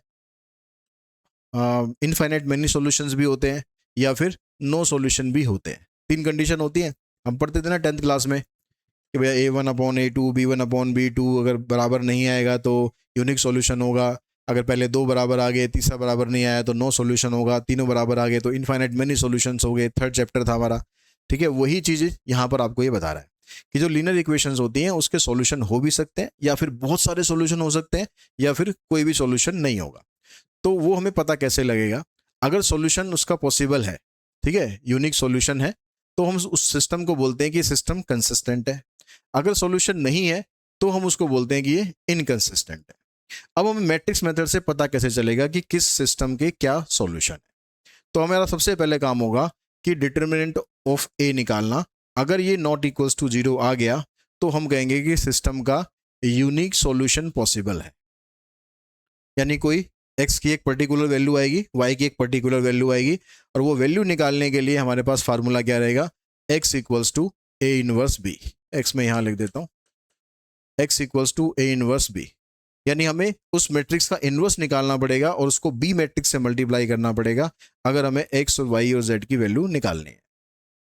उसके बाद सेकंड में क्या कहता है कि a अगर आपके पास सिंगुलर आ गया, मतलब डिटर्मिनेंट ऑफ a अगर इसका 0 के बराबर आ गया, तो डिटरमिनेंट ऑफ ए का 0 के बराबर आएगा तो हमें कैलकुलेट करना होगा एडजॉइंट ऑफ ए इंटू में बी। अब एडजॉइंट ऑफ ए इंटू को बी को जब कैलकुलेट करेंगे तो वहां भी हमारे पास 2 केस आएंगे। पहले केस में क्या आ गया कि एडजॉइंट ऑफ ए इंटू में बी का 0 के बराबर आ गया। अगर ये 0 के बराबर आ गया तो हम कहेंगे सिस्टम कंसिस्टेंट है। कंसिस्टेंट यहां पर भी था, ठीक है, कंसिस्टेंट यहां पर भी आएगा, लेकिन अब इसके एक सॉल्यूशन नहीं होगा, इसके बहुत सारे सॉल्यूशन पॉसिबल होंगे। इस वाले केस में क्या था कि यूनिक सॉल्यूशन होगा, कंसिस्टेंट होगा, यूनिक सॉल्यूशन होगा, यानी एक सॉल्यूशन पॉसिबल होगा। एक सॉल्यूशन का मतलब है कि x की एक वैल्यू आएगी, y की एक वैल्यू आएगी, z की एक वैल्यू आएगी। लेकिन यहां पर सिस्टम कंसिस्टेंट तो हुआ, लेकिन बहुत सारी वैल्यू पॉसिबल है x, y या z की। दूसरे केस में क्या होगा? अगर आपका एडजॉइंट ऑफ a इंटू में b नॉट इक्वल्स टू 0 आ गया, तो इस केस में हम कहेंगे कि इसका सॉल्यूशन पॉसिबल नहीं है और सिस्टम हमारा इनकंसिस्टेंट है। तो इन तीनों चीजों से हमें पता चल जाएगा कि सॉल्यूशन उसका निकालना है या नहीं निकालना है। अब निकालना सीखते हैं कि कैसे सॉल्यूशन आप निकालोगे मैट्रिक्स मेथड की हेल्प से। तो आपके पास ये 2 इक्वेशन है, पहले 2/2 है यहाँ पर। तो यहाँ पर आपको क्या करना है, पहले एक मैट्रिक्स बनानी है ए। कैसे बनेगी? एक्स और वाई के कोफिशिएंट से। यहाँ पर 1 है, इधर -1 है, 1 -1, इधर 2 3, इसको यहाँ लिखेंगे 2 3, ये बनेगा आपका ए। फिर आपको एक मैट्रिक्स बनानी है कैपिटल एक्स, इसको डिनोट करोगे आप वेरिएबल्स के लिए। वेरिएबल्स यहां पर क्या है? एक्स और वाई, तो एक्स और वाई ऐसे लिखना है कॉलम में। फिर एक मैट्रिक्स बनेगी आपकी बी, जो कि राइट हैंड साइड में जो कांस्टेंट वैल्यू होगी उनके लिए। तो राइट हैंड साइड में इधर 5 है, इधर -1 है, इधर 5 आएगा, इधर -1 आएगा। अब ये सिस्टम इस तरीके से लिखा गया है कि अगर आप ए को एक्स से मल्टीप्लाई करोगे तो ये बी के बराबर ही आएगा। देखो, अगर मैं मल्टीप्लाई करूं इन दोनों को तो ये क्या आएगा आपके पास? x minus y equals to 5, x minus y equals to 5। फिर दूसरी रो में क्या आएगा? 2x plus 3y equals to -1। तो इसलिए आपको ये हमेशा ऐसे ही लिखने हैं, ठीक है। अब सबसे पहला काम ये होगा चेक करने का, क्योंकि इसने पूछा है कि भाई आपको इनवर्स फाइंड करना है। तो इनवर्स फाइंड करने के लिए सबसे पहला काम होगा कि डिटरमिनेंट उसका चेक करो कि वो 0 के बराबर आ रहा है या नहीं आ रहा है। तो ये आ गया 3 माइनस ये -2 है, +2 हो जाएगा, 5 आ गया, नॉट इक्वल्स टू 0 आया, तो इसका मतलब है कि इसका इनवर्स एग्जिस्ट करेगा। अब इनवर्स निकालने के लिए आपको जरूरत पड़ती है एडजॉइंट ऑफ ए की, क्योंकि फार्मूला क्या होता है? Adjoint of A divided by determinant of A. तो इनवर्स निकालने के लिए आपको निकालना पड़ेगा इसका एडजॉइंट। अब ये तो 2/2 है तो डायरेक्ट निकाल सकते हो आप। इन दोनों को इंटरचेंज कर देंगे, इन दोनों के साइन चेंज कर देंगे। तो ए इनवर्स क्या आ जाएगा, adjoint of A divided by determinant of A. Determinant कितना आया था इसका 5, तो इसको डिटर्मिनेंट को नीचे लिखना है, एडजॉइंट ही आ गया। तो यहां तक तो इनवर्स आ गया। ठीक है, अभी कह रहा है कि सॉल्व करना है। सॉल्व करना मतलब एक्स और वाई की वैल्यू निकालनी है। तो हमने यहां पर देखा भाई इनवर्स हमारा ये निकल गया। अब हमारे पास जो रिलेशन है, यहां से जो रिलेशन है वो है कि ए को एक्स से मल्टीप्लाई कर रहे हैं तो बी के बराबर आ रहा है, यानी एक्स की वैल्यू निकालेंगे तो ए इनवर्स इंटू में बी।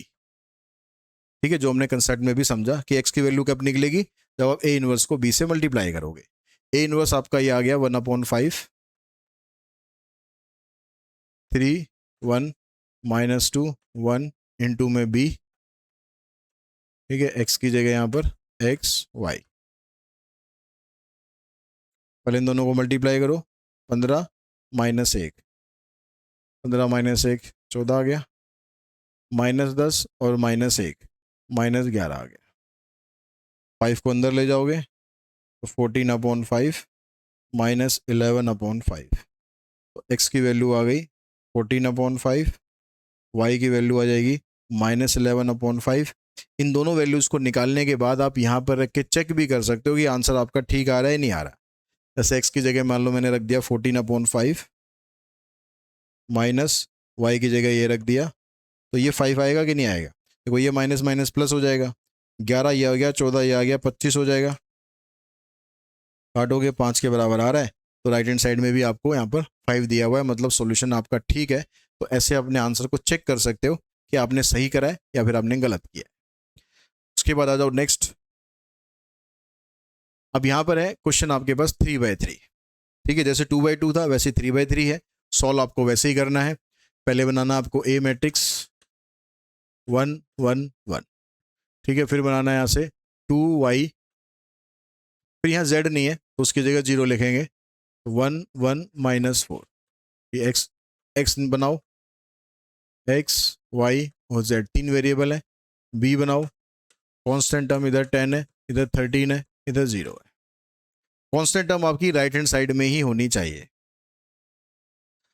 अब यहाँ से डिटर्मिनेंट ऑफ a निकालो, 1, इसको छोड़ेंगे इसको छोड़ेंगे, -4 इधर से 0, फिर -1। अब इसको और इसको छोड़ देंगे, -8 +1, इसको और इसको छोड़ोगे 2 -1 1। तो ये -4 +8 +1 यानी 9 में से 4 गए 5, नॉट इक्वल्स टू 0 आया। तो इसका मतलब है कि इनवर्स, इसका मतलब है कि इसका इनवर्स एग्जिस्ट करेगा। ठीक है, अब इनवर्स एग्जिस्ट करेगा तो इसका मतलब हो गया कि अब आपको इसके एडजॉइंट निकालने हैं। एडजॉइंट निकालने के लिए 3/3 है तो पहले कोफैक्टर निकालो।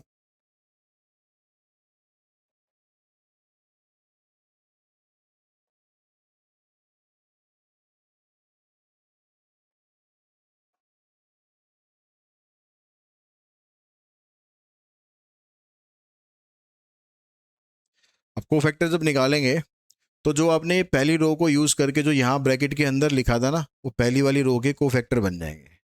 ठीक है, यहाँ -4 है तो -4 आ जाएगा, ये -8 है, साइन चेंज होकर लिखेंगे, यहाँ पर 1 है, 1 आ जाएगा। बाकी के निकाल लो। सेकंड रो फर्स्ट कॉलम, -4 और -1 -5 आ गया, साइन चेंज हो जाएगा। सेकंड रो सेकंड कॉलम, -4 और -1 -5। सेकंड रो थर्ड कॉलम, 1 -1 0, 0 का साइन चेंज करो या मत करो। Third row first column 0 -1। Third row second column 0 -2, sign change हो जाएगा। Third row third column 1 -2 -1। तो इससे आपका बन गया एडजॉइंट, -4 8 1 5 -5 0। सॉरी, एडजॉइंट के लिए ट्रांसपोज भी तो करना पड़ेगा। -4 8 1 5 -5 0 -1 2 -1। ये एडजॉइंट आ गया।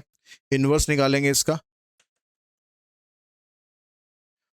इनवर्स के लिए adjoint of A divided by determinant of A.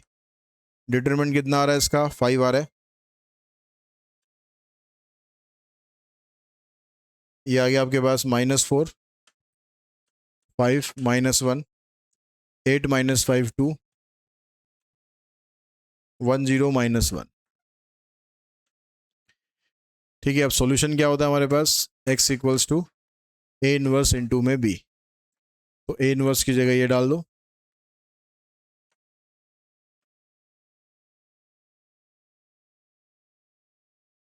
Into में b,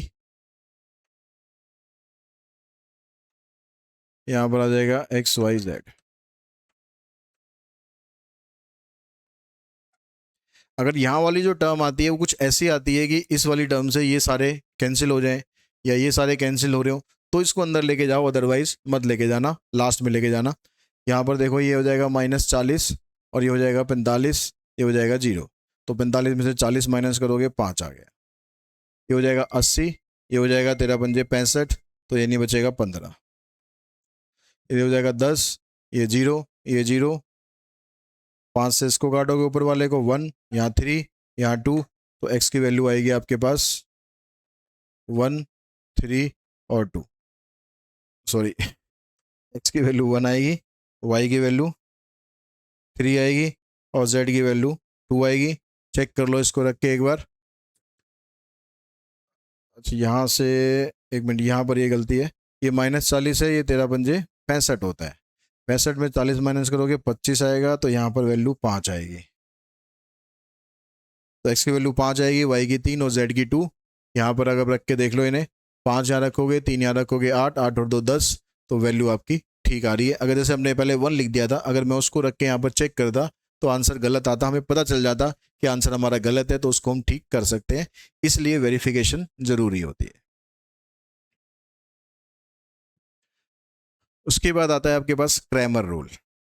अब इस क्रैमर रूल के अंदर यहाँ पर भी मैट्रिक्स मेथड का ये ऑल्टरनेटिव होता है।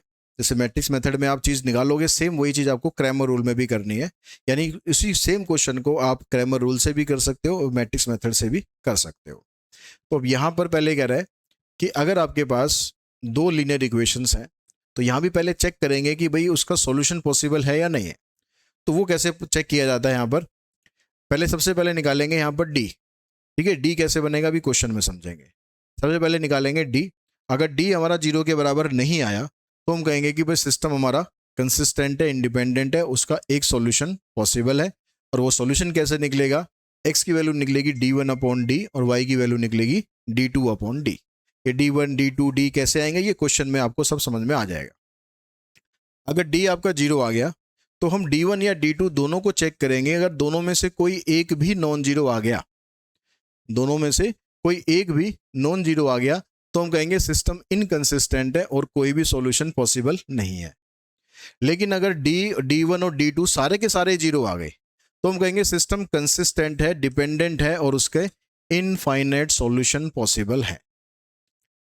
इसमें जब मैट्रिक्स मेथड हम कर रहे थे तो उसमें एक ही कंडीशन दोनों के लिए यूज होती है, चाहे वो 2/2 इक्वेशन हो चाहे 3/3 हो।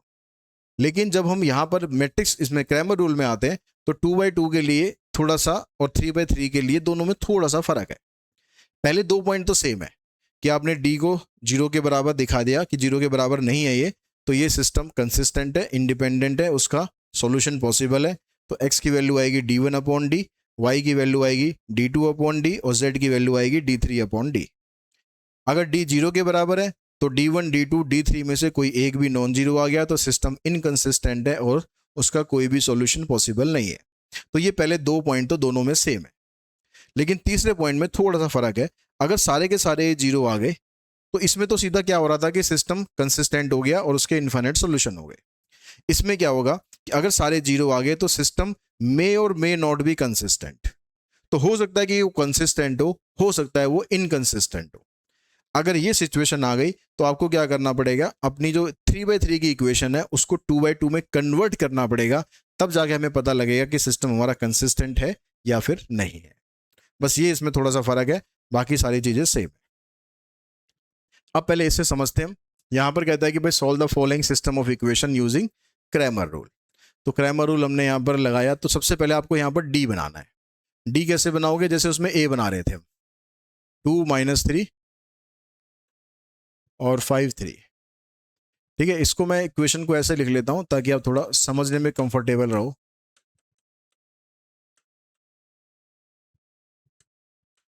ऐसे लिख लिया, ठीक है, 2 - 3 और 5 3। इसको सिंप्लीफाई करो, 6 + 15 21 नॉट इक्वल्स टू 0 आया, मतलब सिस्टम कंसिस्टेंट है, सॉल्यूशन उसका निकल जाएगा।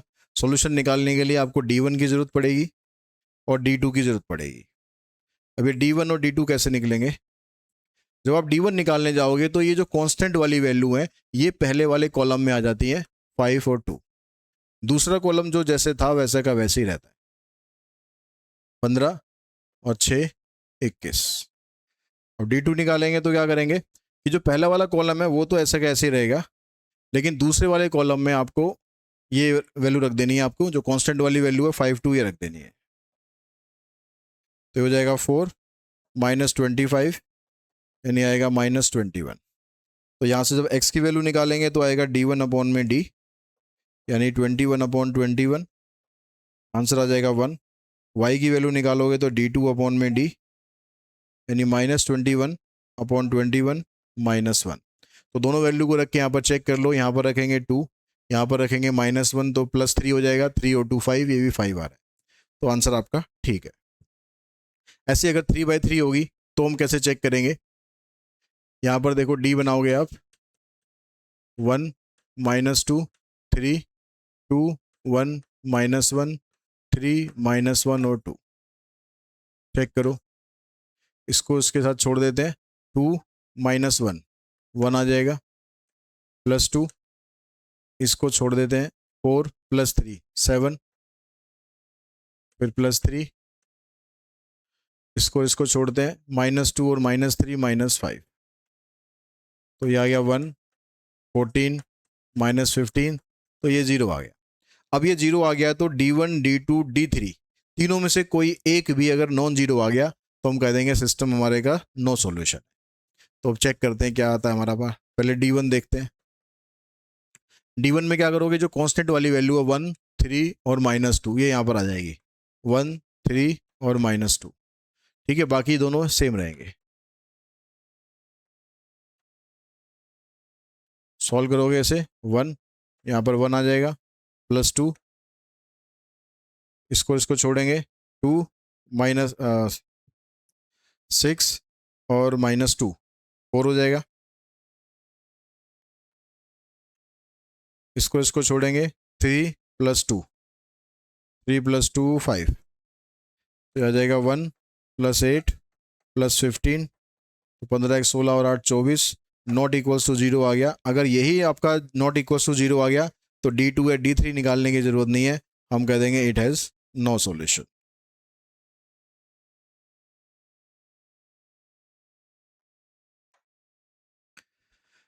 ठीक है,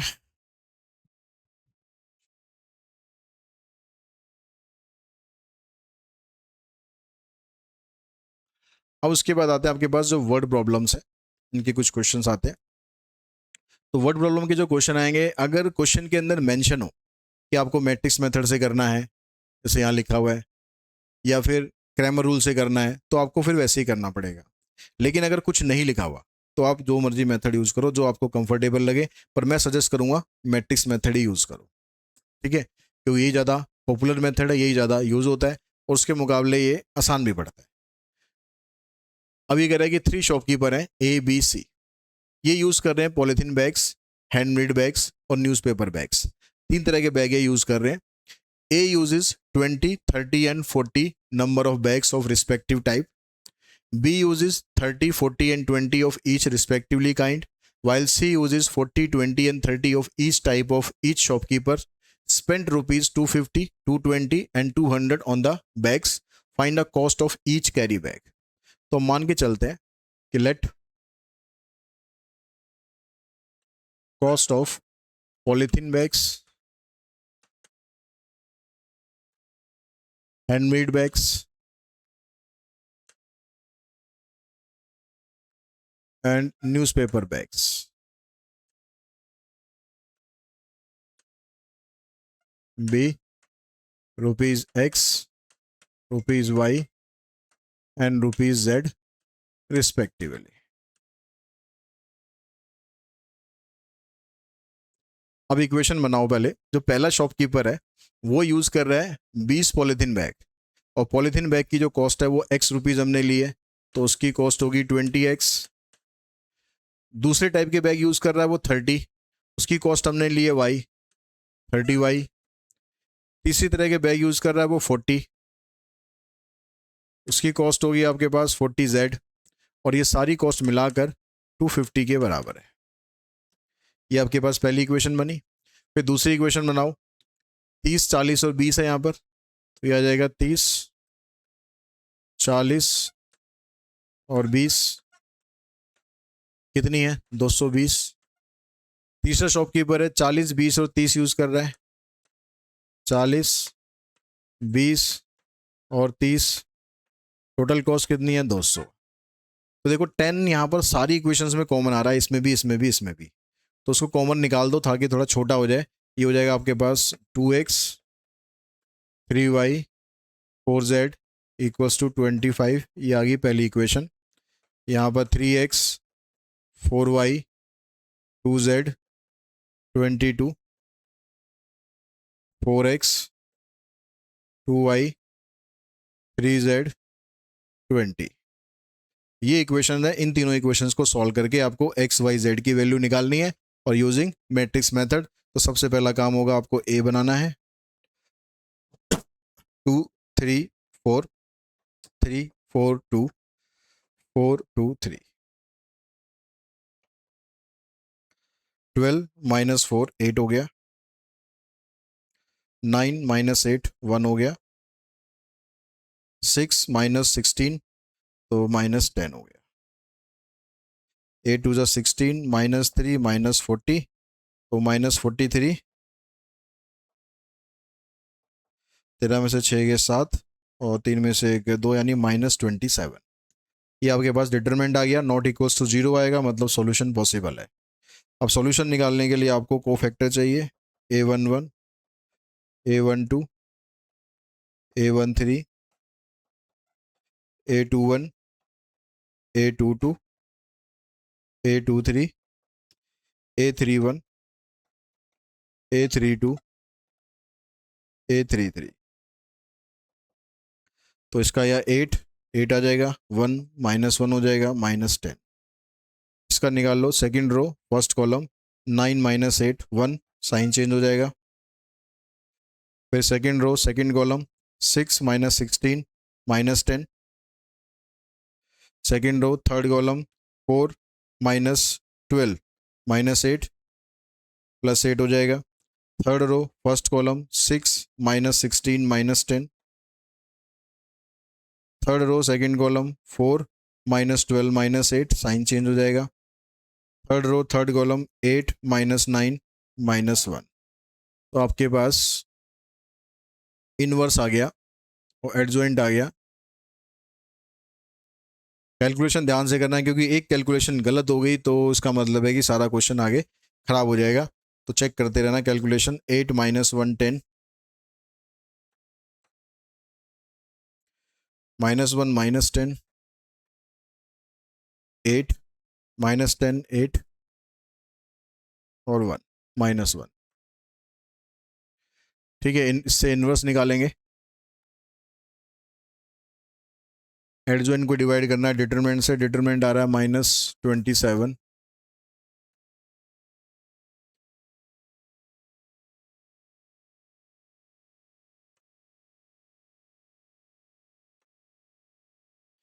ठीक है, रिलेशन हमारे पास होता है x equals to A inverse into B.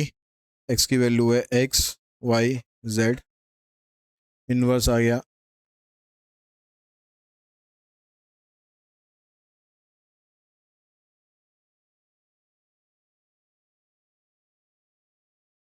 b, आ गया आपके पास 25 22 और 20।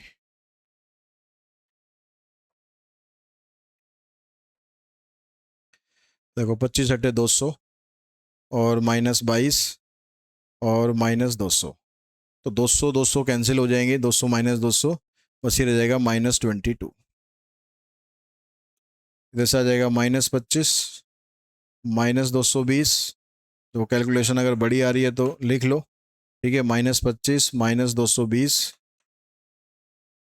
और यहाँ से आ जाएगी 160, 160 प्लस में है, तो यह आ जाएगा 5 2 2 4 और 2 -245 और 160, तो 5 14 में से 6 गए 8, 85 माइनस का 85। और दूसरी देखो -250 और 8 दूनी 16 और 1 17, 176 प्लस में 176 -20, तो यह आ जाएगा -270 प्लस 176, 10 में से 6 गए 4 और 16 में से 7 गए 9, -94। तीनों माइनस में, बाहर -27 है, तो यह आ जाएगा 22/27, 85/27, 94/27। ये वैल्यू आपकी XYZ की बन जाएगी। यानी पहले पॉलिथीन बैग है उसकी कॉस्ट इतनी है, ये रुपीज़ लगा देना आगे, रुपीज़ 85/27, रुपीज़ 94/27। नेक्स्ट में कहता है कि school plan to award 6000 in total to student to the reward for the certain value. एक स्कूल है, स्कूल ने एक अच्छी पहल करेगी, भाई हम अपने स्कूल को कुछ, अपने स्कूल के स्टूडेंट्स को कुछ रिवार्ड देते हैं ताकि वो कुछ करने के लिए मोटिवेट हो, नहीं तो शरारती करते रहते हैं। तो उन्होंने कहा कि भाई हम ऑनेस्टी के लिए अवार्ड देंगे, रेगुलरिटी के लिए अवार्ड देंगे और हार्ड वर्क के लिए भी अवार्ड देंगे। When 3 times the award money for the hard work is added to, चलो इसको बाद में देखते हैं। 3 तरीके की सिचुएशन है जिसमें उनको अवार्ड देना। तो हमने मान लिया, let the award money for, let award money for honesty, regularity and hard work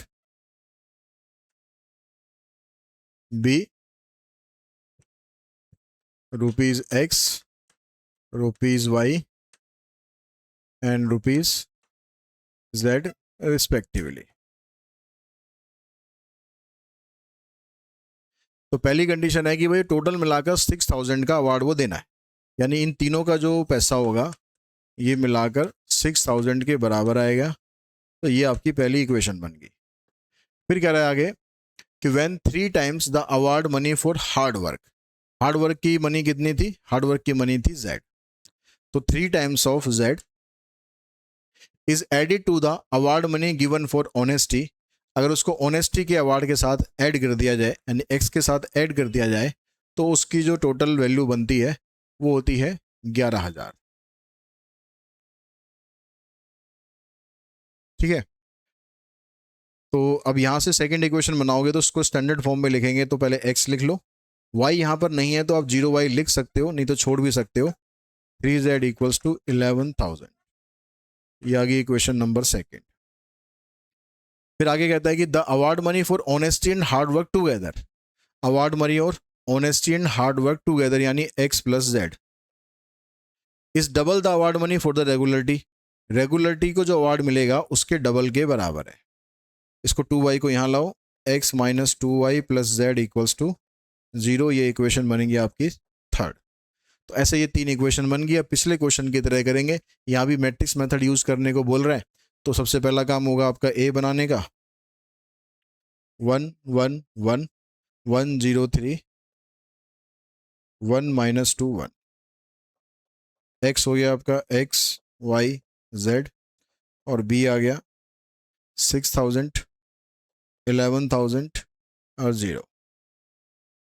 determinant of A निकालो, 1, इसको छोड़ देंगे 0 प्लस 6 -1, इसको छोड़ेंगे 1 माइनस 3 -2, इसको छोड़ेंगे -2 और -0 यानी -2।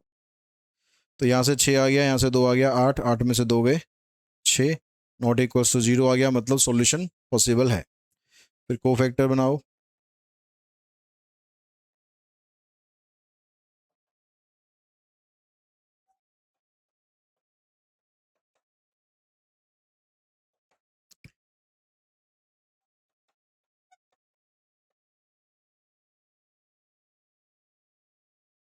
कोफैक्टर बनाते हैं, इसका ये 6, इसका 2 हो जाएगा, इसका -2 आएगा। फिर सेकंड रो, फर्स्ट कॉलम को सॉल्व करोगे, 1 + 2 यानी 3 हो गया, साइन चेंज कर देंगे। Second row second column 1 -1 0, second row third column -2 और -1 -3 +3 हो जाएगा। Third row first column 3, third row second column 3 -1 2, sign change कर देंगे। इसका साइन चेंज किया था नहीं किया था? सेकंड रो थर्ड कॉलम -2 -1 -3 +3, ठीक है।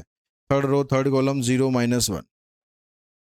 तो अब आप निकाल लो इसका एडजॉइंट। एडजॉइंट आ जाएगा 6 2 -2, कॉलम में लिख दो, -3 0 3, 3 -2 और -1। तो यहाँ से इन्वर्स निकालो इसका। डिटरमिनेंट आया इसका 6 -3 3 2 0 -2 -2 3 -1।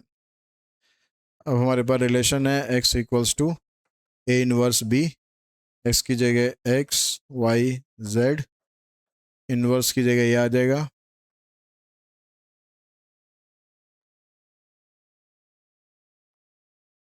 और B की जगह 6000, 11,000 और 0। देखो 6 को 6 से मल्टीप्लाई करोगे 36,000, 1000 को छोड़ो भी 36 हो गया।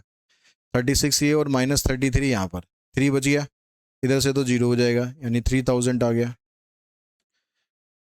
ठीक है, तो 36 और 33, ठीक है। उस आगे देखो यहाँ पर 2 6 12, ये 0 हो जाएगा, ये 0 हो जाएगा, तो 12 आ गया।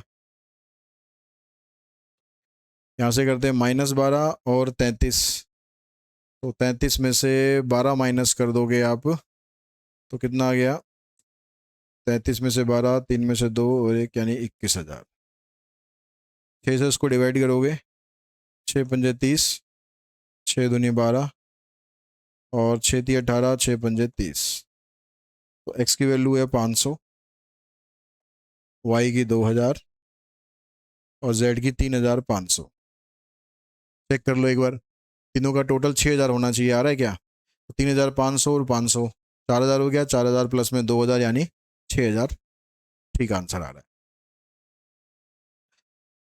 अब वर्ड प्रॉब्लम के अलावा कुछ क्वेश्चन जो हैं थोड़े से अलग टाइप के भी आपको दे रखे हैं। जैसे यहाँ पर कह रहा है कि ए की वैल्यू आपको ये दे रखी है, पहले इसका इन्वर्स फाइंड करो। तो पहले हम इतना काम फाइंड करते हैं। इन्वर्स फाइंड करने के लिए आपको डिटरमिनेंट चाहिए, 6 - 7 -1 हो गया, नॉट इक्वल्स टू 0 आ रहा है, तो इन्वर्स एग्जिस्ट करेगा। अब इन्वर्स एग्जिस्ट करेगा तो इसका एडजॉइंट निकालो, क्योंकि 2/2 है तो डायरेक्ट निकाल सकते हैं। 2 और 3, इधर से -1 और -7, एडजॉइंट आ गया। अब इन्वर्स क्या आ जाएगा इसका? 1/-1, 2 -1 -7 3, -1 से इसको डिवाइड कर दो तो आ जाएगा -2 1 7 और -3। इसका इन्वर्स निकल गया। इतना काम हमारा हो गया। अब ये कह रहा है कि and use this to solve the equation this. अब इसका हमें यूज करना है इस इक्वेशन को सॉल्व करने के लिए। तो ऐसा नहीं करना है कि जैसे हमने पिछले क्वेश्चन में, जैसे पीछे हमने किया था, चाहे मैट्रिक्स मेथड की बात करो या क्रैमर रूल की, तो हमने इसको सॉल्व किया, यहाँ से ए बनाया, एक्स बनाया, बी बनाया। अब आपको ये काम सारा कुछ करने की जरूरत नहीं है, ठीक है। ए आपको बनाना है, इक्वेशन क्या आपके पास? 3x + 7y = 4, x + 2y = 1। ए आपने बना लिया यहाँ से 3 7 1 2। अभी आप यहाँ पर बल्कि इसका नाम मत डालना, ठीक है, नाम मत डालना, अभी बताऊंगा अभी क्या करना है। एक्स आपको यहाँ पर आपने देखा कि एक्स आपने XY ले लिया और बी आपने 4 1 ले लिया। अब यहाँ पर देखोगे जो आपने ये बनाया यहाँ पर, क्या ये ए के बराबर है? क्या ये ए के बराबर है? यहाँ पर देखो क्या आ रहा है, 3 1, यहाँ पर 3 1 इधर है, तो ये ए नहीं है, ए का ट्रांसपोज है। तो यहाँ पर आप ए ट्रांसपोज लिखोगे, ना कि ए लिखोगे। तो ऐसे क्वेश्चन में आपको या तो ए मिलेगा यहाँ पर, या फिर ए ट्रांसपोज मिलेगा, दोनों में से कोई एक चीज मिलेगी। तो ध्यान रखना है आपको, जल्दबाजी में कहीं ए मत लिख देना। यहाँ पर ए इधर ये था, तो इसका ट्रांसपोज अगर आप देखोगे तो ये इसके बराबर आता है, तो इसका ट्रांसपोज लिखना है। अब यहाँ से रिलेशन आपका क्या बना, अब इसमें आपको ये नहीं करना कि इसका डिटरमिनेंट निकालो फिर एडजॉइंट निकालो चेक करो, ये नहीं करना, आपको सीधा इसका रिलेशन दिखाना है यहाँ पर कि ए ट्रांसपोज को अगर हम एक्स से मल्टीप्लाई कर रहे हैं तो बी के बराबर आएगा। ये ए ट्रांसपोज को एक्स से मल्टीप्लाई कर रहे हैं तो बी के बराबर आएगा। हमें एक्स की वैल्यू निकालनी है, तो ए ट्रांसपोज को मैं उधर ले जाता हूं तो इनवर्स बन जाता है ये ए ट्रांसपोज का इनवर्स इनटू में बी। हमने प्रॉपर्टीज में पढ़ा था कि ए ट्रांसपोज का इनवर्स करो या फिर इनवर्स करने के बाद ट्रांसपोज कर दो, बात दोनों सेम ही है। तो यहां पर हम ए इनवर्स का ट्रांसपोज कर देते हैं इनटू में बी। अब ऐसा हमने क्यों करा, क्योंकि हमारे पास ए का इनवर्स ऑलरेडी है, ए का इनवर्स ऑलरेडी है, तो इसलिए कह रहा था कि भाई आपको इसका यूज करना है, तो आपको इस इनवर्स का यूज करना है, इसको अलग से सॉल्व नहीं करना है। इसको आपने अलग से सॉल्व कर दिया एक नया क्वेश्चन बनाकर, आंसर आपका ठीक आएगा लेकिन नंबर आपके बिल्कुल नहीं आएंगे, नंबर आपको सिर्फ यहां तक के मिल जाएंगे, काम खत्म। तो यहां पर ए इनवर्स ये है, ठीक है, इसका आपको ट्रांसपोज करना, ये इनवर्स हमने निकाला, इसका ट्रांसपोज करके आपको बी से मल्टीप्लाई करना है। तो इसका ट्रांसपोज करोगे तो -2 1 7 -3 और बी की वैल्यू आपके पास है 4 और 1, ठीक है, इधर आपके पास ये आ गया x और y। तो -8 और +7 -1 हो गया, 4 और -3 1 हो गया, तो x की वैल्यू -1 आ जाएगी और y की वैल्यू +1 आ जाएगी। तो ऐसा भी क्वेश्चन आ सकता है कि आपको डायरेक्टली सॉल्व ना करके इसका यूज करके फिर निकालना हो। ऐसा ही एक डिफरेंट क्वेश्चन बनता है, आपसे कहा कि इसने ए ये दे रखा है, बी ये दे रखा है, पहले ए बी निकालो, तो पहले ए बी निकाल लेते हैं। ए बी निकालोगे, इसको इससे मल्टीप्लाई करना है। तो जब ऐसा क्वेश्चन आएगा कि भाई ए बी निकालना है फिर इसी की हेल्प से आगे सॉल्व करना है, तो ऐसे क्वेश्चन में ए बी का मल्टीप्लीकेशन आपके पास हमेशा एक स्केलर मैट्रिक्स बनेगा या आइडेंटिटी बनेगा, स्केलर या आइडेंटिटी। तो यहां पर देखो, चेक करो, यहां पर आएगा ये 2, इधर से आ गया +4 6 हो गया, इधर से आया 0, तो यहां पर 6 आएगा। आगे चेक करोगे, देखो यहाँ पर 0 आएगा, यहाँ 0 आएगा, यहाँ 0 आएगा, 6 आएगा, 0 आएगा, 0 आएगा, 0 आएगा, 6 आएगा, कहीं से भी आप चेक कर लो, ऐसा ही हमेशा बनकर आएगा। मान लो मैं इसको चेक कर रहा हूँ, सेकंड रो सेकंड कॉलम, देखो सेकंड रो सेकंड कॉलम, 2 दूनी 4 ही हो गया, 3 दूनी 6, 4 6 10, 10 -4 6 आ गया, ठीक है। अगर आपको 0 वाले चेक करने कर लो, देखो इसको 0 चेक करते हैं, तो फर्स्ट रो को सेकंड कॉलम से 1 × 2 2 और इधर से -2 2 -2 0 और इसको मल्टीप्लाई करोगे 0। तो आप कहीं से भी चेक करोगे यही आपका बनेगा। आपने एक कैलकुलेशन ढंग से चेक कर लेनी है और बेशक आगे की सारी वैसे के वैसे लिख देनी है। तो ये आपका बन जाएगा 6, आपने बाहर निकाल दिया, तो अंदर आपका बनेगा ये, यानी 6i, ठीक है। तो हमारे पास ए बी की जो वैल्यू है वो 6i के बराबर आ गई। अब आपको इसमें से या तो ए की जरूरत पड़ेगी इनवर्स की या बी के इनवर्स की जरूरत पड़ेगी, दोनों में से किसी एक की जरूरत पड़ेगी, वो हम देखेंगे बाकी की चीजें देखने के बाद। मैं यहां पर 1-2 लाइन छोड़ के फिर आगे लिख रहा हूं। इक्वेशन क्या है हमारे पास, x - y = 3, 2x + 3y + 4z = 17, y + 2z = 7। अब यहां से जो मैट्रिक्स हम बनाते हैं, जैसे नॉर्मली ए बनाते हैं, एक्स बनाते हैं, बी बनाते हैं, वैसे बनाओ, नाम मत लिखो अभी। यहां पर आ जाएगा पहली मैट्रिक्स में 1 -1, z नहीं है तो 0, 2 3 4 और यहां पर x नहीं है तो 0 1 और 2। अब ये जो मैट्रिक्स बनेगी या तो आपकी ये ए बन रही होगी या ये बी बन रही होगी, दोनों में से कोई एक बन रही होगी। देखो यहां पर देखो 1 -1 0, 1 -1 0, 2 3 4 0 1 2, तो ये ए बन रही है तो इसको ए नाम दे दो, बी बन रही होती तो बी नाम दे देना। एक्स हो गया आपके पास एक्स वाई जेड,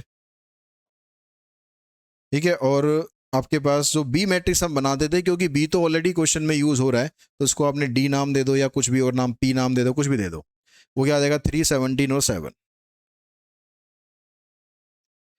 अब यहां से जो रिलेशन आपका आएगा वो क्या आएगा कि भाई ए को एक्स से मल्टीप्लाई कर रहे हैं तो डी के बराबर आएगा, ए को एक्स से मल्टीप्लाई कर रहे हैं तो डी के बराबर आएगा। तो एक्स की वैल्यू निकालनी है तो ए इनवर्स इधर हो जाएगा। तो अब हमें यहां पर जरूरत पड़ेगी ए इनवर्स की। अब ए इनवर्स आपको इसकी हेल्प से नहीं निकालना, यहां से निकालना है।